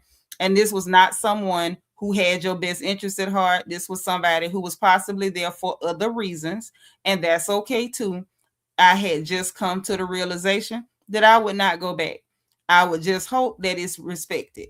I said, okay, that's got to be the cleanest, nicest go to hell I've ever seen. So Shamil was like, I agree, the feeling is mutual. Girl, she didn't bring up your children and your mama. You brought up her child and her mama. And then she said something nasty about your mama after you said something. Whatever. She said, I watched things back over the years that I swept under the rug that gave me pause, trying to see the better side of it. I grieved that friendship. I missed the friendship in Scotland. It all came to a head. And it wasn't just Portia. It was everything. And it went to hell. No, baby, nothing came to a head. You showed your tail. Nobody was arguing or bickering. You randomly started calling people mama's hoes at the dinner table in Scotland. That was not things coming to a head. That was you acting like a nut. And then she said everything went to hell. Everything didn't go to hell, baby. You went, and then Portia jumped in the car and rode shotgun, and y'all went together like Thelma and Louise, because ain't nobody else go with y'all. It was just y'all. It was only y'all. So Andy went to wrap it up and asked every lady for, what one lesson they learned from the year. Phaedra was like, move forward. God can fix anything. I'm paraphrasing because it was a bunch of stupid, mush, nothing to it. Drew said perspective and people aren't crazy for no reason. Apologize and forgive. Panky said she learned to be around powerful women. Okay. Angela was like, she learned to let things go, relationships, trying to be right, all that. Shamia says she learned to lead with loving hearts and forgiveness. Girl, you hanging on to forgiveness because you wanted that girl to forgive you, which is why you said Portia making up with everybody but you. But anyway, Cynthia said make sure the room's clean and meet people where they are. Then Shamia gets up to imitate Portia's hug from last season with Drew. So she walks over to hug Cynthia, then she hugging Angela and all them or whatever. And I'm just like, girl, do you have an original thought in your head, baby? You're so cute. Do you have an original thought in your head ever, darling, precious, sugar? I was so the cringe factor. And I cringe because Shamia, be your own person. You don't need to be Portia part 2. Portia part 1 is quite enough. You don't need to be Portia part 2. Be Shamia part 1. Because at this point, I don't know that we've ever met Shamia. I don't think we've ever met Shamia. I couldn't do it. I think so too. So the get up and fake the imitate Portia hug is crazy. It's as crazy as Kelly imitating the standard. Then Kelly said, I came in going through hell and held my head up and I don't stay down for long. Kay says she learned a lot. Don't be expecting the worst from people. Andy said, be mindful of where y'all left things off, at the end of this reunion before y'all get on them keyboards on social media. Because he's like, y'all ending it decent. Don't get on social media and go back to bickering, because he wanted to see them start next season where they end in the reunion. That ain't going to happen because them heifers done already been online. So Portia said, well, I'm glad we was all able to talk. The season was fun. This the next level. And Andy was like, yeah, the fun is back like back in the day. And it brought out bagpipes. And that's how it ended. This is 16 pages, y'all. 16 goddamn pages. 16 pages and 2 fools later. Because I'm going to call them fools. We had people come in here talking about it's a Portia channel. I don't know. I give my disclaimer at the beginning of the live stream. Maybe I need to hang a sign. Y'all let me know if I need to put a sign up with the disclaimer, so I can go ahead and get through my show without foolishness. Because I don't really like that. Don't come in here whining. I done told y'all, anybody can get the business. I just, But we survived. I digress. We survived 16 pages of typed notes, not written. Typed notes, 16 pages of typed notes. And shout out to y'all for hanging with me for 16 pages of typed notes. Thank y'all for hanging with me through all of those and 2 fools. 16 pages and 2 fools. And real talk, we ended the season. So we gotta rate the season, and we gotta rate this final part, the finale of the reunion. 1 through 10, part 3. What you giving them? I'm gonna give them part 2 was a 10. This one I'm gonna give them a 9. It wasn't good as part 2, but I guess it couldn't be because we had to go ahead and they had to come down off of that and come to a resolution and bring it to a close. I'm giving them a 9. I can't give them a 10. I'm gonna give them a 9. I can do that. Janice gave them a 7. Adrian 8.5. Ooh, we got an 8. We got another 9. Okay. My review is a 10. Thank you. Listen, I'll be working for y'all, man. Next Sunday, more than likely, it just depends on what time the Ultimate Girls Trip thing come on 8.5. Hey, D. Yeah, I mean, didn't Kendrick Lamar said, money can't, once a lame, always a lame. The money can't unlame you. The money don't make you go away. Magaline gave him a 7. Ain't nobody else rating this episode? Wow. Okay. So the season. Let's move on to the season. What y'all got for this season? The whole season cumulatively. Whole season, I'm gonna get a season of 7. Natoya gave this episode a 7. I'm gonna get a season of 7. Whole season, reunion included. If I got to mix it all together, I'm giving them a 7. Because it was some episodes that could have been better. I got overall 7. That's what I got. Thank you. Make sure you subscribe and come back now.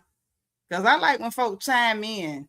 Review of 10, season 7. Okay, thank you, DT. Sean say the season's a 8.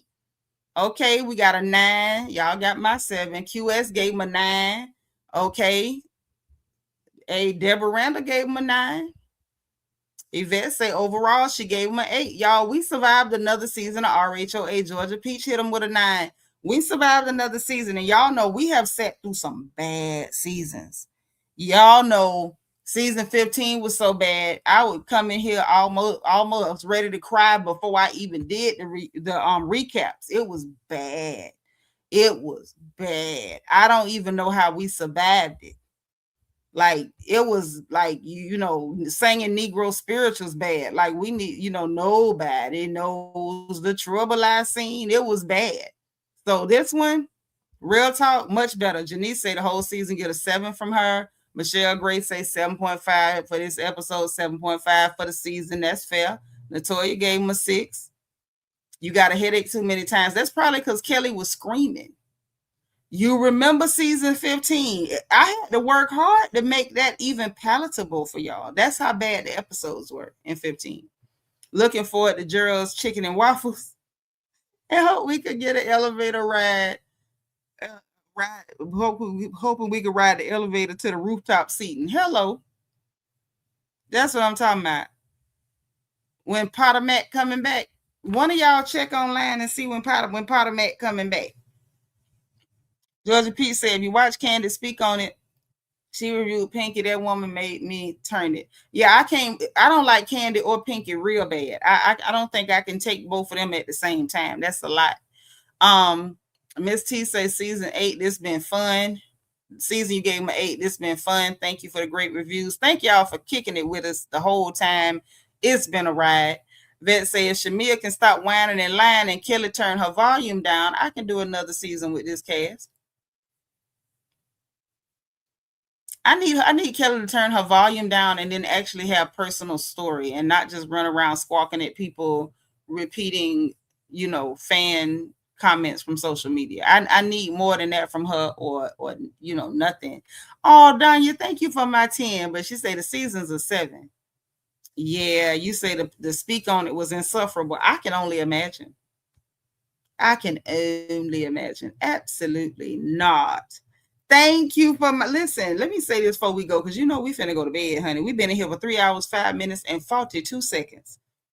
But this one here been a ride. These heifers done had it going on. This reunion has been something else, and I really appreciate y'all. Look at Carrington cutting up. They need to do the financial background checks because Kelly gives Monica from Salt Lake City. Ooh. But yeah, I really do, honestly. I appreciate y'all hanging with me and waiting for me to get these notes together, because y'all know for the most part, if it's a housewives show, we go live after the show. We don't wait till the next day. We go live right then when y'all still in the, just got through fussing at the screen and arguing back at the people on the screen. We come in here to talk about it right then. As we say in the country, the time to pluck the chicken is when the water hot. Time to pluck the chicken when the water is hot. And so we come in here to pluck that chicken soon as the show go off. And so I appreciate y'all hanging with me to get these, especially during the reunion when I'm having to really run late because it was so much over talking and so much being said. And we got to keep track of what's being said because we know we're dealing with a cast full of less than honest women. Is the nice way of saying it. So I appreciate y'all for hanging with us. Everybody who's new, welcome. I appreciate y'all. Y'all have been delightful. The ladies that I ain't never met before, but y'all jump right in the conversation. I appreciate every bit of it. I really, really do. And please make sure y'all subscribe, because I know you like it here and we like you being here. Especially if you somebody that just like to talk about what happened and exactly how it is, because we can't support them in their dishonesty. We can't do that. So I do appreciate that. But listen, y'all know what time it is, don't you? Y'all know what time it is. If you didn't hit the like button when you came in, I need you to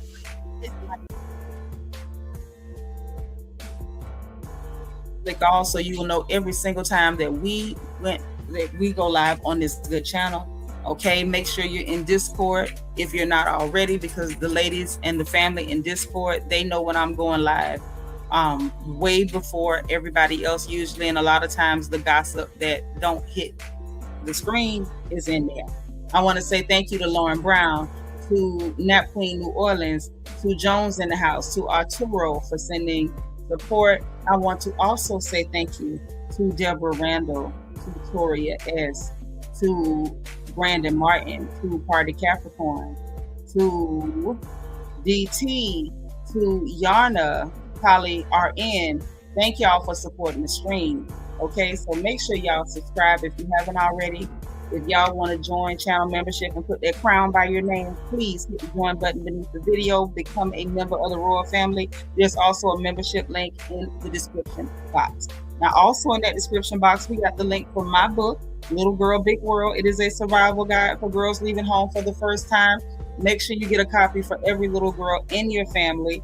And if you cannot afford one, please contact me in my DM in Discord, and I will see to it that you get one free of charge. They can also be found on Amazon.com. Just type in Seanitra and it will pop right back up.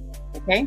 Now, also in that description box, we have the link to our merchandise store, so you can get your crown gear and represent the royal family, the warmest family on YouTube, and the link to my Amazon wish list in case you want to send more notebooks or paper or pens or whatever, because we gossip, but we do try to keep the story straight over here, hands down.